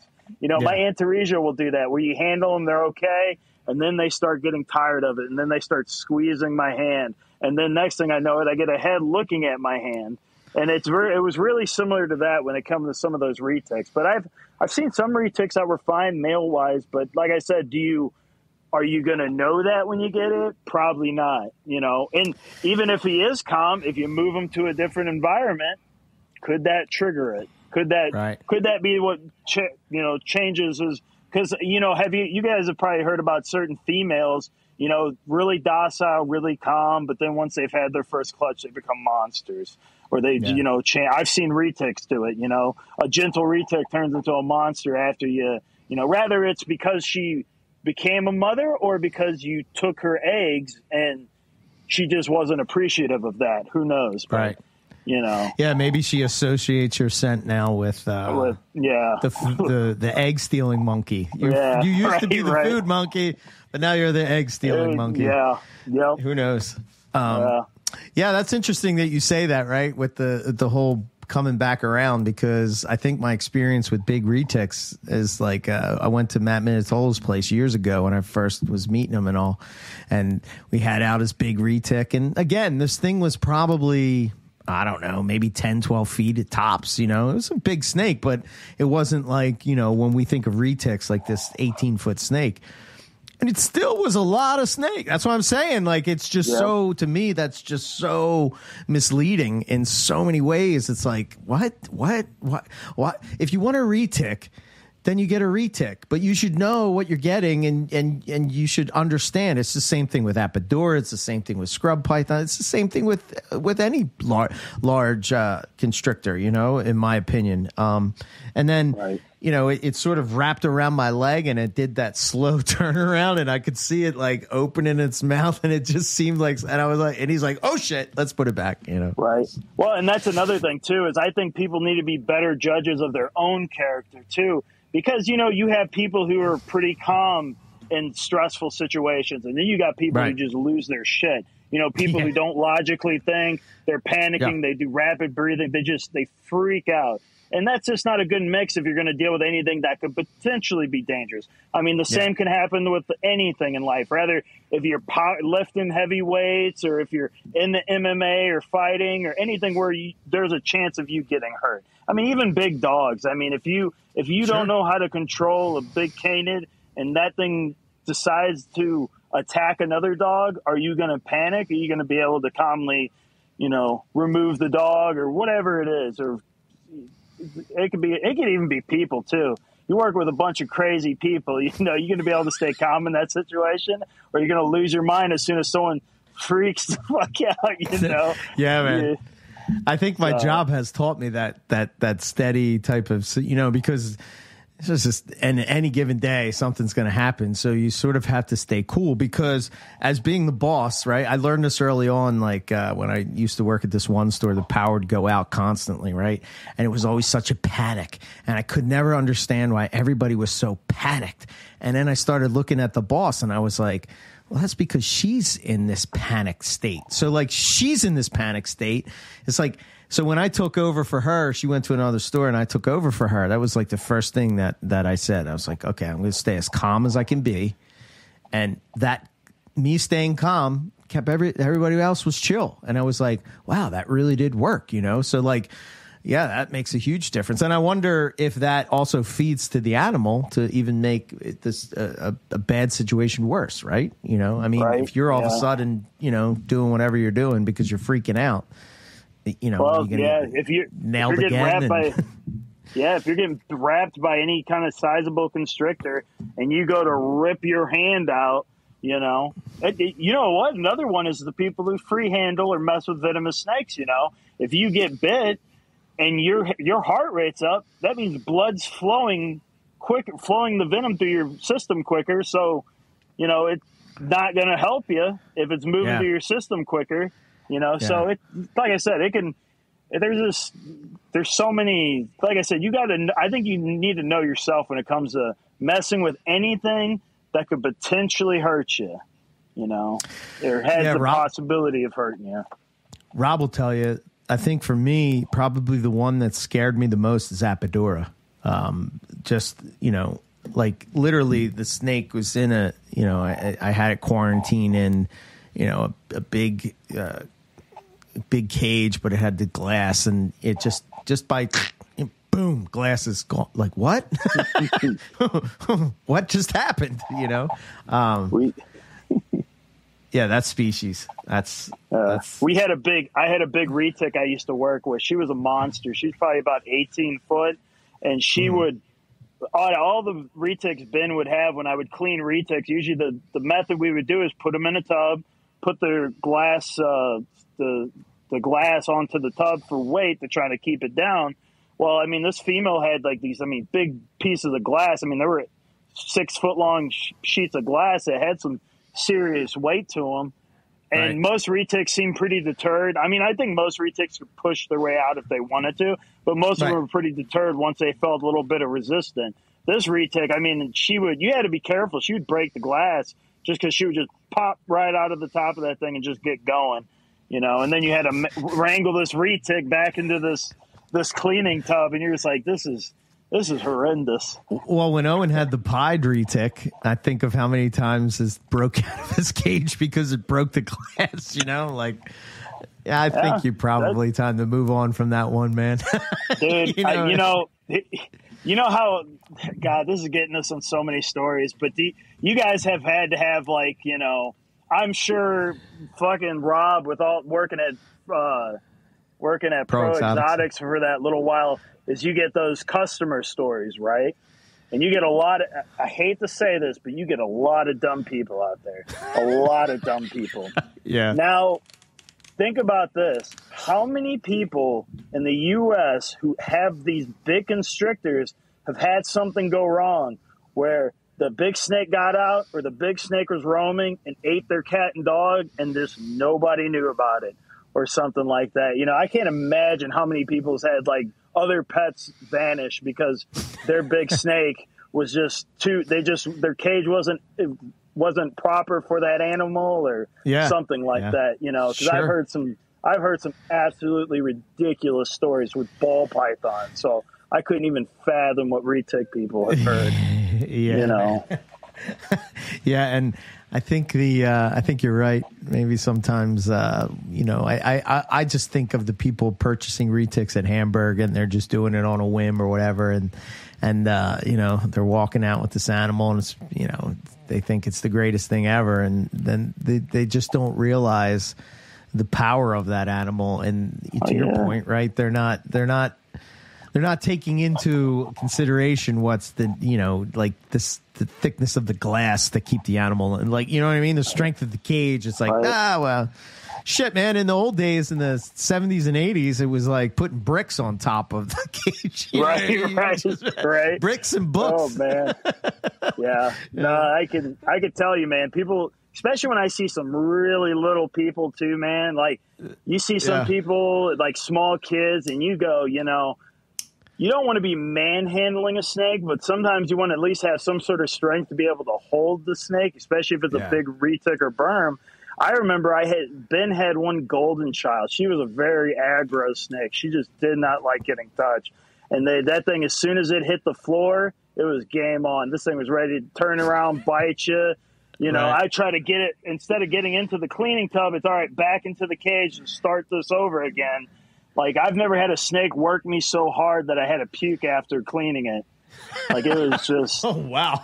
You know, and I'm not a small guy either. So it's like a lot of people would be thoroughly surprised how big or how strong a 60-pound or 80-pound snake can be, you know. Yeah, man. Because it's solid muscle. I mean, it's just one big muscle, you know. It's with sharp teeth on the other end, too. So if you fuck with it wrong, it's going to use them. Yeah, 100%. Right. Here's one of the things that, you know, with the breeding thing, it's like, do you have any thoughts on some of these more, let's say, for lack of a better word, difficult species to breed? Do you think that maybe we're getting the timing wrong in breeding them? Like, we're breeding them, we're wanting them to fit within the Python formula, let's say, and, you know, maybe their time or season is outside of that, you know, for whatever the factor could be. But if you're like paying attention to the snake and you start to see her, like, I don't know, there's certain behaviors that you notice that you're like, oh, I guess is breeding. You know, like I think of like you walk into my room in November and you see the males cruising around the cage. Like that's just how it goes, you know, and then you're like, okay, yep, I'm on the right track type of deal. So do you think that maybe there's cues that people might be missing when it comes to some of these more obscure species and they're not just doing it at the right time? I don't know. So I think it kind of just depends too. Like I said, I think there's just so many variables to it. Like, so say you're Ryan, or maybe, all right, we'll say if you're Ryan who lives up in, you know, actually we'll cut it to this line. Anyone who, because even Vin Russo has pretty good success with a lot of different species. But where is he? Up in New York, where he gets a pretty decent season. You know, it's not, I don't think, I mean, you guys would know better. You would know better than us, Eric. But, you know, New York, it's probably cold when it's winter, right? It's not like 70, 80 degrees like we would sometimes get. So, they seem to – and they get consistent. I've only ever heard stories of some of the snowstorms, you know, New York and stuff gets. But, I mean, they get more of an actual season. Whereas – and then Florida and you know, a lot of the southern states, they get like rainy seasons and stuff. You know, they still get seasons too. And then you got us, who the unlucky bastards who seem to live in the middle of the state, who gets amalgamation of everyone, you know. Right. And it kind of makes me wonder, it's like maybe you can rely more seasonally on if you live in those more predictable climates. Mm-hmm. And maybe if you're more in the Midwest or up in, you know, the center of the states or center of the U.S., maybe you have to be a little bit more flexible. You know, if you have a really intense snowstorm like anyone else, and you might be lucky then, or if you don't, you might have to rely on like maybe a more distinct feeding season or something like that, you know, because like I said, this female white-lipped python, she laid her clutch last year was already hatched and established. Like they were eating and ready to go, you know. They were, I mean, they were probably close to a month out of the egg already by the time, you know, she had this year's clutch. So, and then Lisa's another one too. She did hers, I think the same as like Ryan would roughly do it. And then she did it a little bit later. She decided to cycle her during the summer. And if I'm not mistaken, and I don't mean to put words in her mouth, but I thought she said something about she's going to try again in the fall and see if she can get her to do a winter class. I don't know if it was this year she was going to try or she's going to try next year. But so it seems like you can take it however you want. Like I said, and wasn't Gourmet Rodents, weren't they breeding like Timors year round too? Lesser Sunday pythons. I thought they were too, because I thought they were getting weird, like hatching in December or something like November or something. I thought, but me and Owen were talking about that when that happened, and it was sort of like I was like, well, that's weird. Maybe that's why you can't breed them, because you're breeding them at the wrong time. You know, like I don't know. It just was. It was so out of the norm of what you would think that they would breed. I remember Ryan talking about that. Maybe it was. I think he wrote an article in Reptiles Magazine, and it was about Savu pythons, and that was one of the things that was talked about, was that they breed much later than what you would think. You know, and I'm thinking like, oh, wow. Like, I don't know. I always think of like winter and spring, but this was more of like their summer breeders. And then I'm thinking, well, is that because of where he's at, or is that because of like, you know, there's something going on that's triggering that? So I got something they be different. Yeah. I got some. Well, I mean, even Savu pythons. I've seen people breed Savu pythons the same as any other liasses. I think the guy up in Canada who did the Papuan pythons, I think he breeds his Savus like this, like I think around the same time anyone else would, you know, Ryan or something. But I had a Maclot python, right? I remember 2021 I bred her. She was breeding in April. She was breeding around that February, April, March, April time, I think, somewhere around there. Mm-hmm. But I noticed I was doing more of the Nick Mutton and more of the carpet guy kind of mentality, right? Where I would feed real heavy in the fall and then stop during winter. And she would breed when she wasn't getting fed. Ryan, and then that's when I go, I didn't have that much success with as much as I thought I would. So that's when I would ask Ryan, since Ryan had probably the better success with Indonesian stuff. And Ryan goes, well, I feed fall and then feed all winter. And then he just doesn't feed as much during summer or whatnot. So I did that with my Macklot python last year, and nothing happened. I did it this year. Nothing happened when I was feeding her during winter or the winter season. And summertime is when I just stop feeding. So around May, I usually am done. You just don't get to eat till fall, roughly.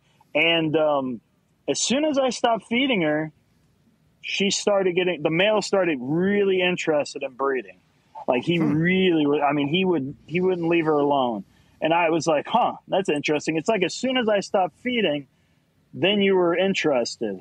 So I thought that was kind of interesting. But I've seen Savu pythons breed. I mean, Gary Schifino I think he just got ovulations from some of his Savu pythons. I don't know if this would be that traditional year that most people would get them, but I mean, they'll be pretty late clutches, What was the time frame between when you stopped feeding to when you noticed the males had interest? I mean, it was within 3 weeks. I noticed it was like 3 weeks. It's almost like because I was feeding about every 5 to 7 days. I was feeding them something, rather it was a big, small meal, something like that. But I was trying to keep it consistent.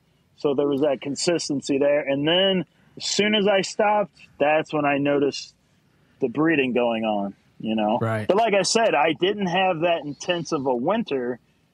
And so my room didn't really get all that cold. And, all the pythons I had the roughest time with this time of year were my Australian ones, So that kind of makes me wonder, well, maybe Nick having better success with Australian stuff, maybe his way, like I said, and I'm not saying, like I said, this whole conversation for me has been, it's just not black and white. I think there's just more to it. Yeah. And I think it's individual too, certain animals and, some animals will just be better breeders too. I think that's, even if they're same condition, one female just might be a more reliable female. Because here's an example, is I got 3 female white lips, all the same size. They're all sisters, all in the same area, set up the same and everything.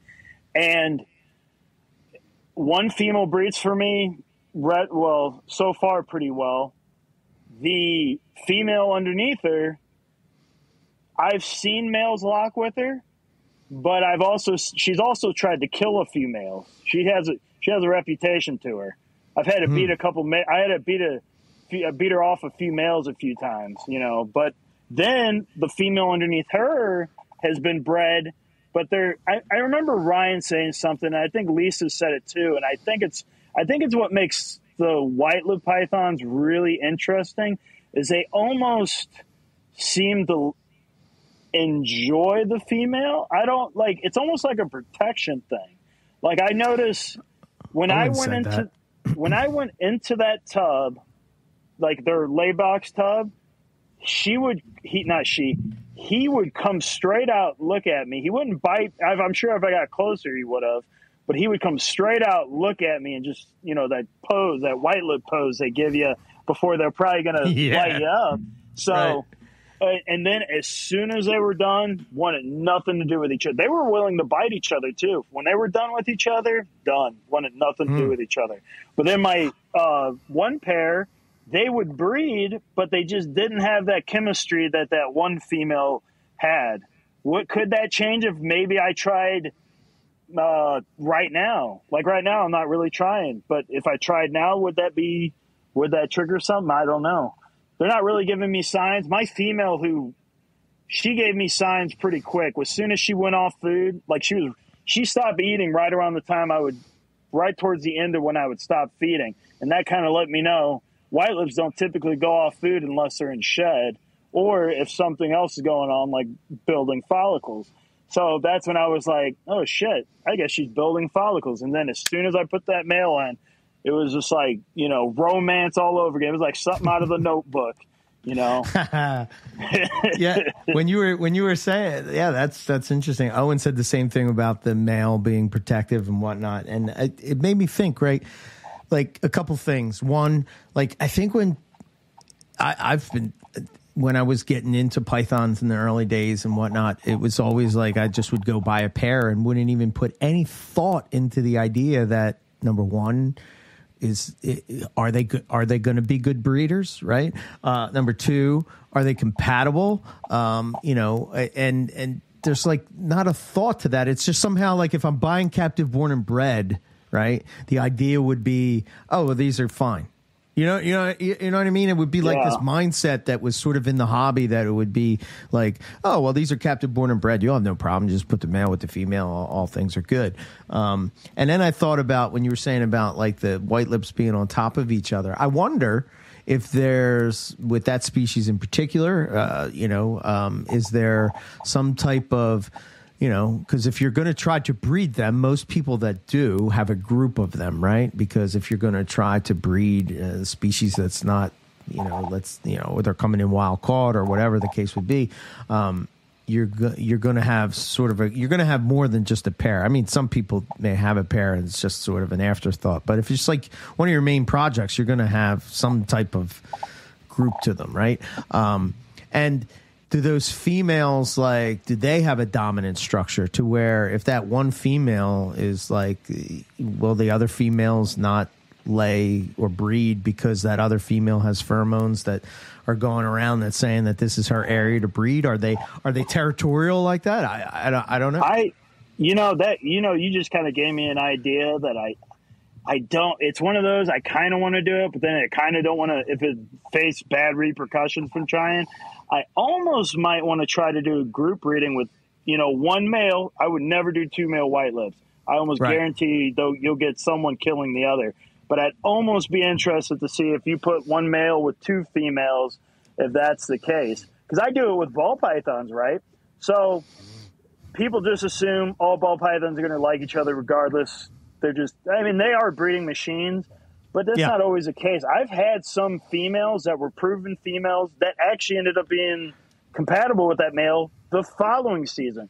But that season, they would combat that male like it was another, a male-male combat. And I was just like, that's weird. You had to double-check the sex or, if it was a virgin female, you weren't for sure. But I've had proven breeder females, reluctant to have a male breed and buck them off, not bite them, but push them and all kinds of stuff. And as soon as, maybe the following year, put them together just fine. Don't have a problem. And I've had this vice versa. Like I've had young males with older females and the older female didn't like the young male. I've had real old seasoned breeder males in with younger females, or not younger females, older females still. And they just, whatever reason, didn't like that male, bucked them away, and I think it's, that's why I don't know. I'm not sure on this. I think I think is more complicated than they just either compatible or they're not. Is it just they're not compatible or we're just not triggering that female right, or she's just not building follicles? Because most species people kind of base a lot more off of what they see like visually on the outside rather than what a ball python guy would see on the inside, where I got proof that this female's building follicles. Most people just in this miscellaneous world kind of just assume, oh, she has or she, they're just not, well, you can't tell because we just don't know, if you're not familiar with it, I wonder too, a thought that just popped in my head as you were saying that is like, I wonder too, if like maybe some of these non-compatible pairs that you're putting together, could it be that they're not in the season, right? Meaning that when they are in the season, they're willing to overlook the fact that, they would normally kill each other being in the same enclosure, let's say, or be aggressive to say, stay out of my enclosure. And then all of a sudden now they're in the season. So, that female is, if she's not in that mode where she's building follicles, why did it say that? If she's not in that mode where she's building follicles, then maybe that's why that male, like why she's getting that male out. Like no, she might be receptive if she was building follicles. We just assume, again, this is the, putting it into the season, right? Oh, it's November, so I'm going to put my snakes, I'm going to start to cool them in December. I'm going to put them together or whatever the case would be. You know what I'm saying? Like the reason that you're having this is because they're not both ready to breed. Like maybe one is and the other one isn't, and sort of overlooking that fact. What are your thoughts? I kind of wonder if it's tricking them too, because like with ball pythons, I'll group breed not just females, but I'll leave pairs of males together, and I'll just leave a group of males in there. And I think, I think most people who have ball pythons know ball pythons will combat, but I wonder if it's more of a size thing than a male to male thing, because I've noticed I keep my males small. Like, this is going to blow ball python people's minds, but my males are 500 grams their first year. Crazy. Oh, wow. I know. The ball python guy's going to hear that and be like, you don't feed your snakes? Or, yeah, I'm sorry. I couldn't help but make a jab at that. But, yeah, they're small. You're not getting over that 1,000-gram wall? Is that what it's called? I mean, they will, yeah. They'll get there, but they're usually like 7, 8, 9 years old. I'm just not a big fan of big males personally. I don't have a problem with it. Like if I prefer just keeping them smaller, but I noticed the smaller males, they will fight with each other. Every once in a while I'll catch them. They'll be fine for an extended period of time. And I used to believe that it used to be until a female starts building big enough follicles, and it was, oh, hey, I want to be procreating with her, not you. And they'll fight each other. But then I've had other times where females were building and they were still fine. They just would. It was almost like like what you see with a lot of boa species, and carpet pythons. This is going to be crazy, but I've bred a lot of male carpets like that because I don't keep my males very big. I have some males that will kill each other, but generally speaking, I've had some males you leave in there for fucking a week at a time and they just wouldn't do shit with each other. Rather, the female just wasn't building then, and that's why. Because I've had that same scenario, but carpets are a little bit more extreme. They'll actually bite each other. Because I remember leaving I have such a shit time with Darwin carpets. Like, they just don't want anything to do with each other. So I said, fuck it. I'm just going to leave the two males in, and I'm just going to let them beat each other up. Whatever. Right. And I forgot about them.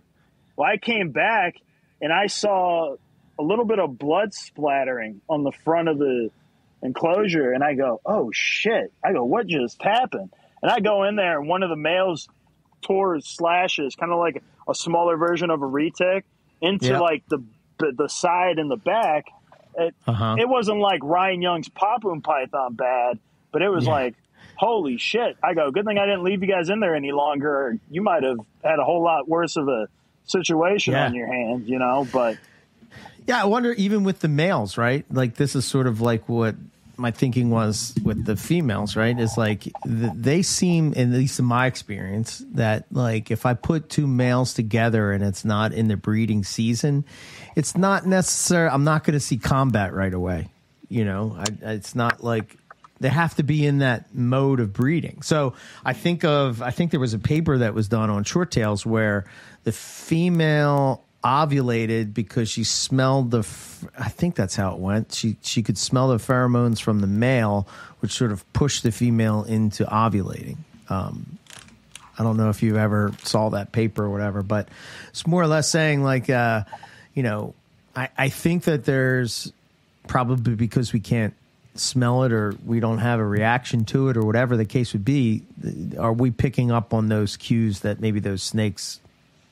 Oh, I mean, you hear it about it in mammals and stuff too. Like, there's sounds that mammals will make to each other that we humans, our ears just can't pick up. I'm sure snakes probably aren't making sounds, but they're making, I'm sure there's certain communicating sense that they're making some sense or something, or pheromones they're releasing, let the female know or let the male. Send me that paper, because honestly, I don't think I heard about the male having much to do with it, but that's interesting. I don't think I heard of that one. So that's pretty interesting. If the male, I just always assume the female, she just went when she went, and the male was just always willing and able, like any other male. That's just what I would have assumed. And this was in captivity, so I don't know. Obviously, that plays a factor in it too. But I want to say, I don't know if it was. I forget who wrote the paper, but yeah, I'll send it to you. It was interesting nonetheless. But yeah, I don't know. I don't know if Rob's there still, or I'm sorry. No. Yeah, I would assume it's Bernardo's lab, but I don't know. Yeah, you guys have been going. You're good. Oh, okay. I thought maybe you stepped away for a minute or something. But do you remember that paper, Rob? Do you? I do not. I remember things in that vein, which is why I say it's probably Bernardo's lab. But I don't remember that one in particular. Okay. I have it somewhere in one of my files somewhere. So, yeah, I don't know. You have any thoughts, Rob, on the whole idea? Oh, go ahead. Well, I'll let Rob talk, because I got another topic. This one might be maybe a bit more controversial topic, but I want to hear if Rob has anything else to throw, because it's a little off topic, but it still has to do with the breeding aspect of it. No, I'm game to hear it. Let's go. Good. Okay, let's do it. So, and I've heard rumblings about this. Don't know. Someone said there was a paper. Haven't seen it, so can't quote it. Can't say anything about it. But I have seen, and it was mentioned in Dave and Tracy's Invisible Ark book. I think, too, there might be something to say about too stimulated. And what I mean by that is too much environmental enrichment. Now, let me say this, because I know the first thing most people are going to say is, but they still breed in the wild. But when you got a population that might be 10,000, 20,000, I'm sure 10 to 15% of that will breed. I'm not saying that, I'm not trying to, I don't want to make it sound like I'm going to bash big enclosure keepers or nothing. It's not even big enclosures. I think it's too much enrichment. And I'm talking Dave and Tracy made a statement in their book. I remember a while ago how, and I feel bad talking about this because it sounds like I'm condoning this, but I don't want to. I just think it's just something to talk about, and maybe someone can, give me more information. But I remember Dave talking about back in when he worked at zoos, which I would assume would have been maybe the 70s and 80s. I believe he was talking about. It would have been in the early 80s, because I think late 80s and 90s is when zoos start picking up and doing larger and more naturalistic enclosures or bigger enclosures. But they said back in the day, when it was a bit more basic, they would get a lot more breeding out of animals compared to nowadays, where that's not, but it's not their concern, obviously. Now, back in the 80s, it was breed everything as much as possible. Now it's, we want these animals to just live a good long life in an enriched, environment. So I wonder, could that play a role in if we give these animals, and I say this as in probably most of us, especially for breeders, probably aren't keeping in big naturalistic, like all kinds of enrichment and stuff enclosures. We're probably keeping fairly basic or really basic, depending on the species. So I think that might be something to think about for people. And like I said, do you want to be a breeder, make some sort of income? And would it matter? I don't know. Do you just want to have an animal in a nice naturalistic, and if it breeds, you're not going to lose sleep over it or whatnot? I don't know. I kind of wonder if that, because I've heard someone say something about too much stimuli causing less reproductive events, and could that be too? And like I said, I don't know the paper. I don't know if that was an animal that was never given stimuli and then given stimuli and still trying to breed, or but who knows? Wild caught animals, a lot of people had success in minimal enclosures. I don't know the ratio if they kept them in more naturalistic enclosures, if it would have been different. But that was another, I don't know, I just thought it was interesting. It was just something I heard a rumbling about. It was basically whenever this whole ball python, bioactive people were fighting, I was hearing rumblings of something about that. And I thought it was kind of interesting. And then I remember Dave talking about it in his book, or The Invisible Ark, talking about how he noticed a dramatic shift, in breeding of animals. And he's primarily talking like cats, big cats, and, stuff like that. So. You have any thoughts on that, Rob? I don't know. I'd have to put some thoughts together, I think, before I would really jump out on a limb on that. Yeah, I mean, I don't know, like, what would be causing, I guess the question I would ask is, like, why would overstimulate, like, is it stress? Is that the thought? Like, if you're given too much enrichment, it's stress? The only thing I can think about or equate this to something is somebody who's, I don't mean to anthropomorphize this and make this sound weird, but the only way I can equate this is when you're talking about like a person with stimuli being something like interest, hobbies. When you have a bunch of hobbies and a bunch of interests, or you're trying to do something where you're busy constantly, your mind's always stimulated. You may not be thinking about procreation, sex, all that often, but I know plenty of people who, like I said, this is anecdotal. This is just stuff I've seen, but it kind of has some merit, I think. But I can kind of see like, all right, and then I know the people who don't have any hobbies and are just out to, one night stands or find a wife or whatever it is, they have a whole different mindset. Now, if they had hobbies, would that be different? I don't know. I think if I had a lot less hobbies and didn't have as many snakes, I'm sure I would have I'd be doing a whole lot of different things, but yeah, I don't know. I don't know. I'm just saying it's hard to say. And like I said, and people, like, I know the biggest thing's going to be, well, they do it in the wild with all that stimuli. But like I said, if it's kind of like when you equate breeding, like if a breeder's only getting, if you have a population of 10,000 animals or something in the wild and 10% of it's breeding, that's still a significant amount and enough to pass the genes on to the next generation. And like I said, this could also be if they're wild or if they had no stimuli and then suddenly was given stimuli. I could see how that could be I kind of think of like, I think what comes to mind with that would be, I think of the argument that, and again, I don't necessarily know one way or the other or have skin in the game when it comes to this, but I'm just looking at it from an unbiased spot, right? And I remember, I think his name is Liam. He was arguing with the guy from Canada. He's a big ball python breeder in Canada. And the thing that I noticed was that, it would be that he would like the ball python breeder is coming from a different spot. And I think his arguments are not necessarily based on facts, if you will, as much as it's based on, what he like, I think to the whole point of the show, right, is that there's so many situations that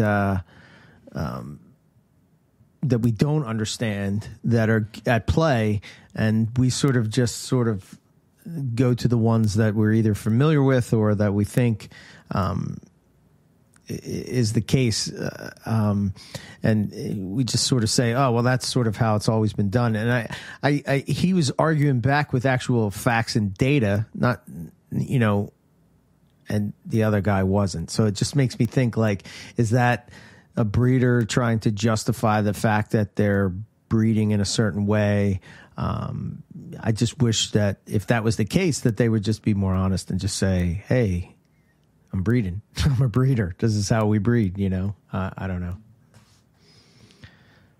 Yeah, the one thing that jumps out to me is actually, as you talked through that, it reminded me of Pro Exotics back nearly 20 years ago.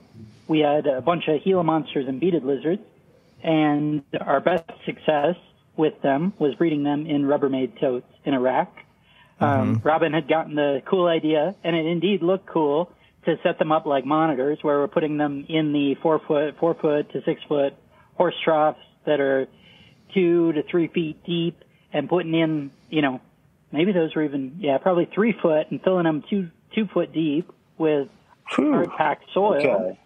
And it looked really cool, and they did fine. Maybe the dirt wasn't the perfect mix. It was probably a little too clayey relative to what we'd actually want.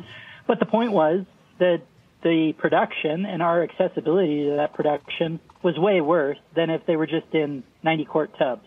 And part of that, maybe part of the point, right, is just the accessibility, and maybe this is overriding sort of, and maybe it's more dramatic in species like leopard geckos or Gila monsters, where rather than being persuasive, it's more important that the male basically be able to dominate. That's certainly with leopard geckos, right? It's not a question of persuasion, it's a question of domination. Right. And it either goes or doesn't. And if there's no obstacles, and it's just the two of them, in a cage fight, then that's a lot, the male is situated to win a lot more so than if you put a pair of leopard geckos in a 6 foot vivarium, it's probably a lot more difficult for him to dominate.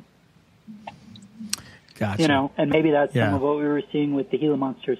So I don't know I don't know what that means, right, in the context of boys necessarily, but certainly with the Gilas, it was undeniably true that, like, the one that looked beautiful and seemed to make sense and would suit the aesthetic, at least more so, was demonstrably less successful than just having them on sandy chips in a Rubbermaid tote. Right. Well, sorry about that, guys. I lost you. Everyone got staticky, and I was a real, like, chickmunk voice-like, and I'm like, oh my God, something's happening. But, so I heard a little bit of your stance, Eric, and then I heard a little bit of Rob's, but I'm not, like I said, I'm not trying to justify what that ball python breeder was trying to, I know exactly what you were talking about. That was fringy, wasn't it? Yeah. Yeah, and I don't mean to sound like that guy. No. I'm not saying that at all. I just think that sometimes, when maybe it's change, maybe it's like, maybe it's ego, to where if you're like you're like this person that sort of breeds thousands of these animals, right? Yeah. You kind of feel like you have a good understanding of those animals, right? Whether you do or you don't, I'm going to say that you have to be somewhat knowledgeable about them if you have that many snakes. And then some kid comes along and sort of says, oh, well, here's a paper that says blah, blah, blah. And it's like, now these two groups fight, but they're just coming at it from two different spots. And when you're not, I just hate when people debate and they don't use data or facts to debate their side. It's feelings or it's, exactly. It can't be feelings, man. Snakes don't breed by feelings. And this is the thing I have against the people who just have one species and a lot. And this is why I've referenced more people like Brian and Nick and stuff like that. And it's kind of one of those, like, if your formula works with one species, that's fine. But if your formula works with a wide range of species, you probably are on to something, and you're successful with them. Like, those guys do something, and they're successful with not just ball pythons, but a bunch of different stuff. Could that still be the same with those guys? I don't know. I don't know. That's as far as I'll just say. I don't know. I don't know if they'd have that same success unless they tried it. But the one thing I wanted to throw out there with the procreation and stuff like that, with the bigger and more enrichment and stuff, is because I don't know if it still equates with reptiles, but I'm fairly certain with mammals it's still considered a type of enrichment. procreation is. It still stimulates you in the same way other things would, but I don't know if it still equates to reptiles. But if it does, it would kind of almost make sense if you gave them, like I said, this is if you're wanting to breed them, but if you gave them options.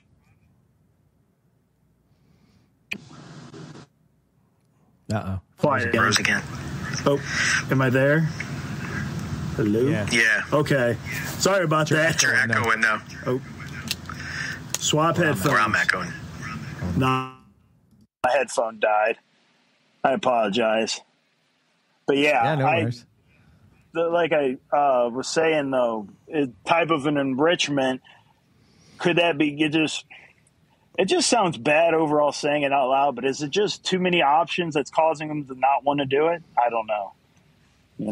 Yeah, I get what you're saying. It's like is it? If you have a snake that's coming from, say, life in Iraq, right? Let's say a ball python that's in the rack, and then you're taking it and you're putting in this environment that's, has all this, enrichment, let's say. Is that going to stress that animal out? Well, who knows? I don't know. I don't know, I think he did. Feeling what maybe.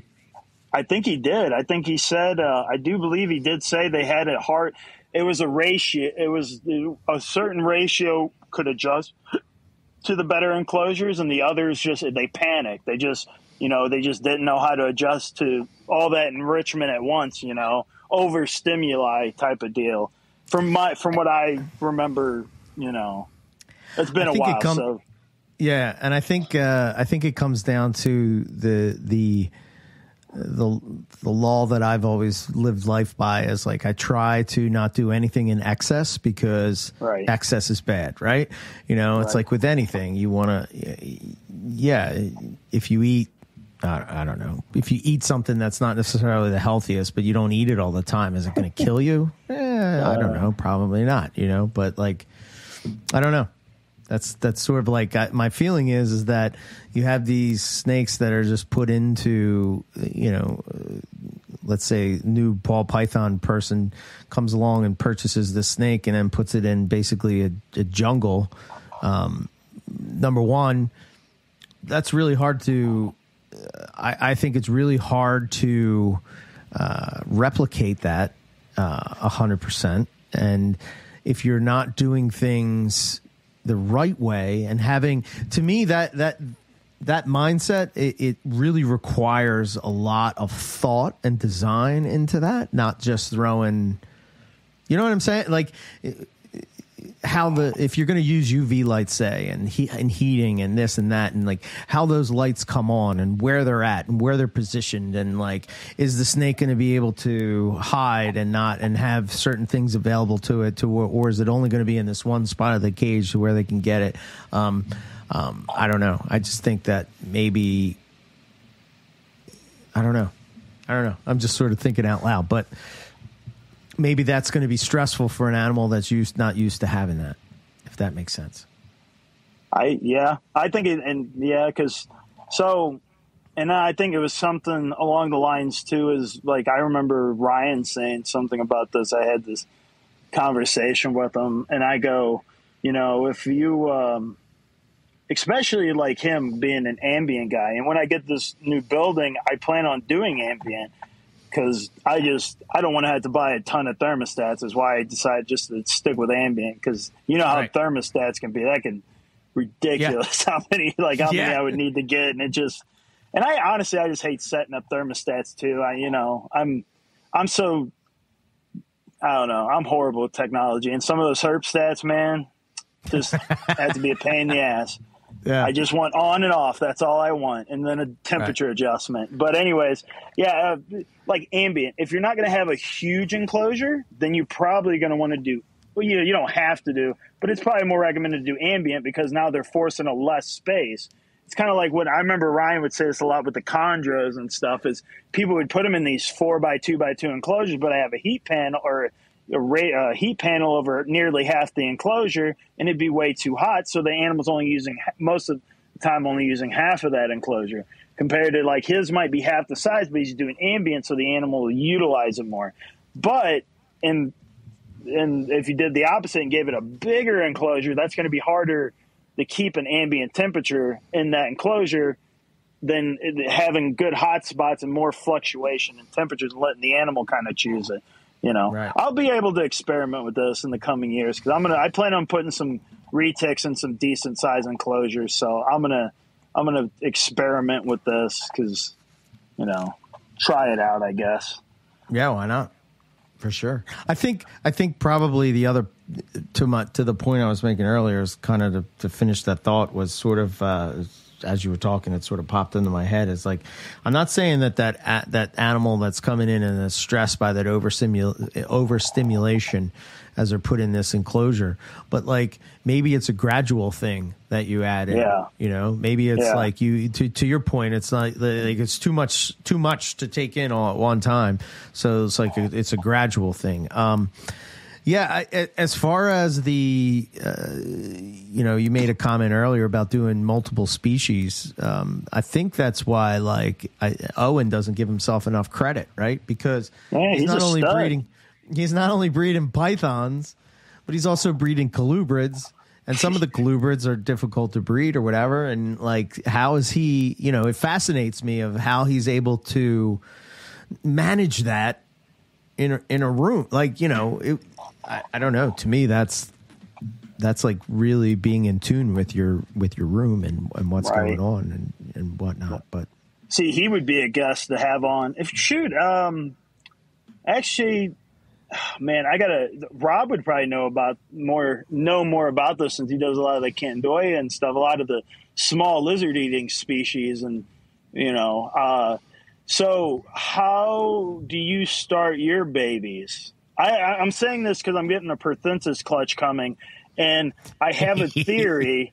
And I told Eric about this, and I hear all the time about these chondro people and their prolapsing issues, and I've had a few antaresia issues, and I in my brain I can't help but think, because if I'm not mistaken, Jeff Murray breeds a lot of the Cookeye and Grenadensis feeds, I think, a lot of those lizards. And I've been meaning to ask him for the longest time, do you face any prolapse issues? Is it because we're feeding pinkies full of milk to these animals that are causing digestive issues that mammals will get when they get older? And is that what we're kind of seeing in the pythons that are eating animals they would never eat in the wild? And I don't know. You got me on this topic when you start talking about other species, and that's something that's really been on my mind here these last few months. I would say it's really been eating at me, and Rob would probably be the most, qualified. Sure. Yeah, I think there's probably something to that, certainly. So the qualifiers I would give is, if you can have something that'll take a readily available domestic rodent, that's great. Certainly it's easier. The thing is, you probably want to just watch how its condition is doing relative to feeding it that, because if you think about it, right, the diameter of a pinky versus a lizard of that same diameter, you're going to have a dramatically larger food packet on that lizard than you are in the pinky, right? So our pinky that's, 2/3 of an inch wide is going to be 3/4 of an inch to an inch long, while a lizard that's 2/3 of an inch wide could easily be 4.5 inches long, including its tail. Like if you're talking brown and old, that could be a medium brown and old, has the same width. So what I've seen, especially, I think it'd be slightly less of an issue on Perthensis because they're relatively compact. But if you're talking about a species that's like really long and slender, you're going to need to be very careful with that. Or essentially it's not from a perspective of overfeeding, but rather from underfeeding, that if you are too far apart with your meal, you might actually run into issues there. Certainly in terms of the Caribbean boas and Candoya are very slow metabolism, so I didn't see it in that instance. The non-true perching corralis, shall we say, I think are in that same space where those are long, thin animals. But yeah, I think feeding lizards makes a bunch of sense. Here's the thing, I'm not inherently averse to not feeding them lizards. So when people talk about that makes a bunch of sense. At the same time, when people take a very militant, it's going to eat a pinky or it's going to die, if you're talking about something where 9 out of 10 animals in your clutch hatched out and were willing to take a pinky, okay, I can accept that. If you take that approach and 0 out of 10 of your F1 Alterna or Perthensis or Caribbean boas or whatever it would be, right? If none of them are willing to feed and you just say they're going to eat a mouse or they're going to die, that's on you. You shouldn't be reproducing those animals. Right. You know, fundamentally, like, I get it, but if we're talking about the thing where, like, okay, actually it's reasonable for me to be applying this criteria, that's one thing. If you're just irrationally applying that, saying, oh, wow, these Acrocortis won't come out of the water and eat mice off hemostats, that's obviously your fault. So I think most of the time when people say this, we're sort of in a middle ground, and I would just push back a little and be like, make sure that, it's a rational approach. So, yeah, on a, obviously multi-generational Perthensis, I think you could take whatever approach you wanted to. If you want to feed them, if it was me, I'd offer them all pinks, see what happened, hope for the best. And then amongst those that didn't take them, yeah, I think you're probably in this. I would probably go to a scented pink first, just with how compact they are. I don't think it's a huge issue in terms of then, basically it's what people talk about when they talk about kicking off the metabolism of a neonate, right? So you can run into that on things that want a lizard if they then are difficult to feed either multiple items in one sitting or to feed regularly. Like if it's a big process or they're not super willing to do it and they're that long lean, you can get into some trouble on that for sure. Okay. Well, it was mainly because of because a lot of the chondro people were talking about not well-established, let me rephrase, animals that were eating pinkies readily but suddenly prolapse. Would you say that was because they're feeding pinkies, or would you say, hey, maybe if we start feeding lizards, we might, or do you know people who feed lizards that still run into prolapsing issues? Because I generally am curious. I know you can get, they've talked about hydration, but Jesus Christ, dude, I've seen some of these chondro guys put water bowls that fill up 90% of the tub they're in. And I'm like, if this thing's too stupid to drink out of the water, or it's just not getting hydrated at all, it doesn't make sense to me that it's hydration that's causing the prolapse. To me, it sounds more like a dietary problem. And to me, milk would be the only thing I could think of in a pinky, unless you're starving those pinkies to drain whatever milk out of them. But that's the only thing in my mind I'm thinking of. So I'm even talking about animals that are eating pinkies, but still prolapse. Like, almost a quarter or a whole clutch or something. I'm hearing this from some chondro people, and I'm in my head. I just can't help but think that, it just seems to me more logical that it would make more sense to get a breeder establishing a easy to breed gecko, skink, and then just feed that rather than trying to, hopefully you can get animals that are after multi-generations. It just seemed easier to me. I know you have to deal with the whole viral thing as far as like more viruses can pass back and forth between lizards and, snakes compared to rodent or mammals and reptiles. But still, I just think it almost seems like it'd just be easier in my mind to just establish a group of one of those compared to, and like I said, I was just curious if you thought maybe that's what that prolapsing is from, is just feeding pinkies compared to if we did lizards or something instead. Yeah, I don't know. I haven't thought about it in that context. I would say, to me, the prolapse stuff just means something's off, right? In the sense of, right? It could be hydration. It could be their physicality, right? Their movement, their structure, the size of the item relative to their own body. Maybe that is a spot then of feeding too frequently so that they're retaining waste, and then they're really, that's basically what those prolapses are, right? Is that it's, they have waste that's stuck inside their body cavity, and the effort to expel it is so substantial that it causes their intestines to go out with it, their colon or intestines to go out with it.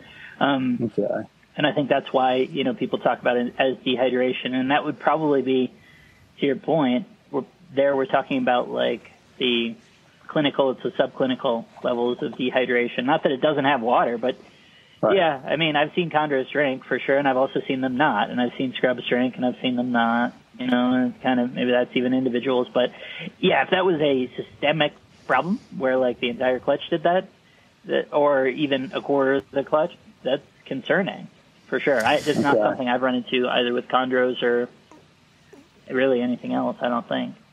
Maybe it's just chondro people complaining then, because like I said, I just hear it and I'm just like, man, I've never just wanted to get a species just to say, hey guys, maybe we should just try something different than, you know, I just feel like the hobby and this is another problem I have with people who just specialize in one species, is they just apply one thing to it when something else could have saved that animal or, you know, got it to establish better than if you just had your ball python mindset or whatever, you know, retic mindset or whatever it is, common species wise.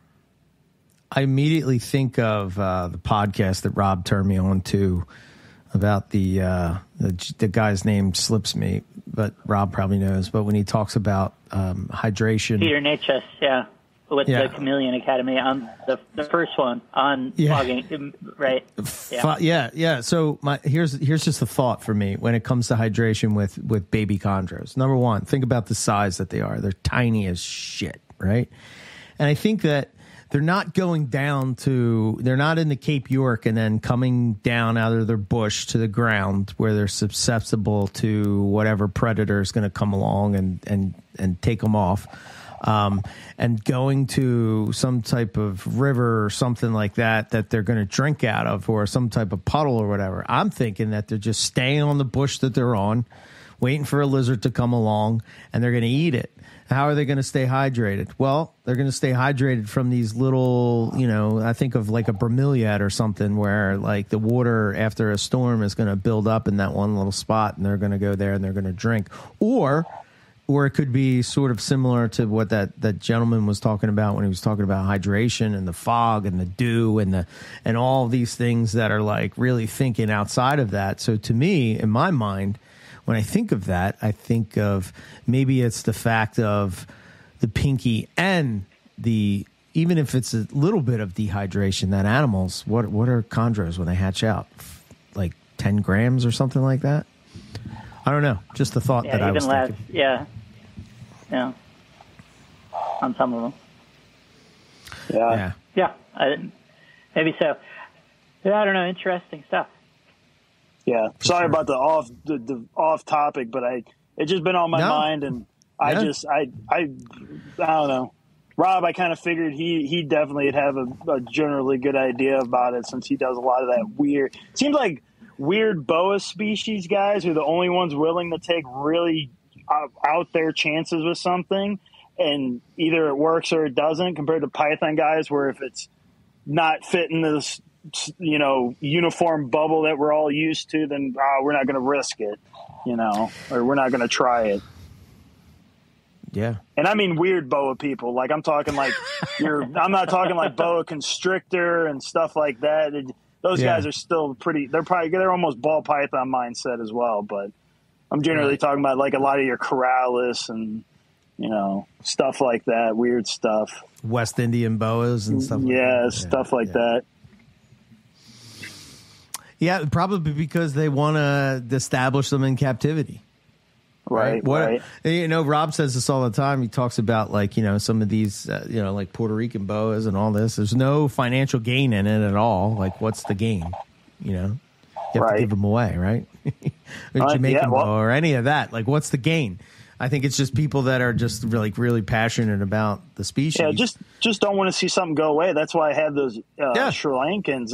I mean, you can't sell them. You have them, and you're grateful to have something that used to be a part of the hobby, but then just got forgotten because of, you know, certain reasons. So probably because you can't sell them.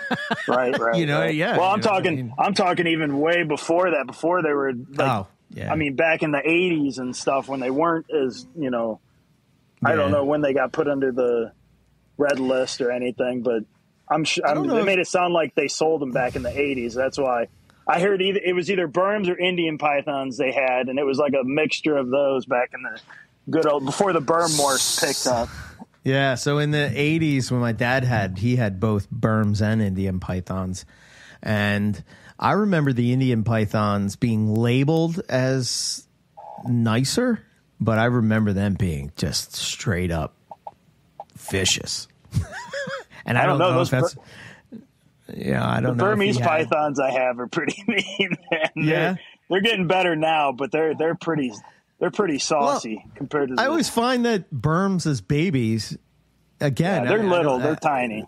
Yeah, berms as babies were just straight up bite me. They bit me all the time, you know. I just remember getting bit and nailed and huffed. They huffed a lot, you know, like always puffing and huffing and whatnot. Well, you know what I used to, you know what I did was a big mistake was, you know, Burmese or reticulated pythons, I mean, from babies to adults, most of the time, if they were in a cruising mode, like trying to move around and, you know, if you had them in like a cleaning tub, not in their enclosure, you'd probably get in trouble doing it then. But if you had them in a new environment or a cleaning tub and you bopped them on the nose, if they were trying to get out, they would turn back around. They wouldn't even, you know, just a simple top on the nose and they would turn around with your hand or whatever. Did the same thing with a berm, not thinking about it. That thing latched onto my finger. Didn't even. I was like, nope, not the same. That wasn't playing the touch me on the nose game. It was. Yeah, they're having no parts of boop the snoot. Yeah, no, at least those two didn't. They weren't about that. Yeah, I don't know, Rob, if you had experience with Indian pythons or not, but I just remember them being vicious as they were just mean. But I remember them being labeled as super chill. Maybe that's part of where that came from. Maybe the baby Burmese were a little more, nippy. Because in my experience, they're a son of a bitch. But I don't know. I had Sri Lankans that were pretty aggro. I've never had Indians. I've seen them, and they were, probably not too dissimilar from berms, kind of across the board in terms of temperament, both small and big. Yeah, it seems like once the snakes get bigger, they seem to chill out because it's almost like they know that, you know, if need be, maybe they can get rid of you quickly. Right. You know. I think the more unpredictable one, though, are the rock pythons. I had my buddy he keeps my bigger pair of rock pythons, and he just got latched onto by the female a week ago or something, just right on the wrist. He just, I don't remember what he said he did. I don't know if he startled her or what, but she ended up latching onto his wrist. And, you know, I was just like, damn, that's never fun. No. Yeah. I remember buying them, and I think I was talking about this the other day. And I was saying we were at Keith's place, and I was sort of talking about when I bought my African rock pythons. I just remember Rob's face looking at me going like, what are you doing, man? You know, being supportive, but at the same time being like, I will say, though, after I got back from South Africa, I started seeing a lot more different localities of Nederlandses, and holy shit, man, I couldn't believe the variation that some places out there have. I mean, it's pretty impressive. You get some that look very Angolan-like, some that are, if they're further they don't really live on the Cape, but the ones the further south they're able to go, they nearly dark black or brown, you know, and then you got some that are, there's some island Nederlandses I saw that were like yellow and orange. You know, I was like, holy shit. Wow. I was like, that's wild. And it's always when you just get to see them and you know you can't have them, and that's when I see the most pictures of them. Oh, yeah, 100%. Yeah, so it's like with carpet pythons, like with a lot of Morelia or Australian species in general. You see a lot of these badass carpets, and you go, son of a bitch. I'm about to get off of some of these Facebook groups that from Australia that they send me on, and they go, damn, that's cool. And they're from Australia, and you're just like, okay, it's not like you don't say that's cool, but it's like rub it in the wound type of deal. Yeah, you can't have it. Yeah, 100%. Or you can't even offer them something. You can't just say, man, I'll trade you. Nothing. Just son of a bitch. Yep. Right. Nope. Oh, man. All right. Well, we're at 2.5 hours. I always love talking Python, so I can go on forever, but I got work tomorrow. Yep, so me too. We'll have to do it again, man. It was good chatting. That was great. Lots of questions, not lots of answers, but that's good, man. Right. Just hopefully people give people something to chew on and think about, and I don't know. So where can people find you, William, if they want to get in touch with you? You can find me on Facebook, Instagram, TJW Exotics. You can on my website at tjwexotics.com. Ugh, can't talk. And just anywhere there. Cool. Rob, anything you want to throw out there before we jump off? No, I think I'm good. Super fun. Hope Owen feels better. Yep. Yeah. So, all right. That will wrap it up for us. And until next time, thanks for listening to Morelia Python Radio. Good night.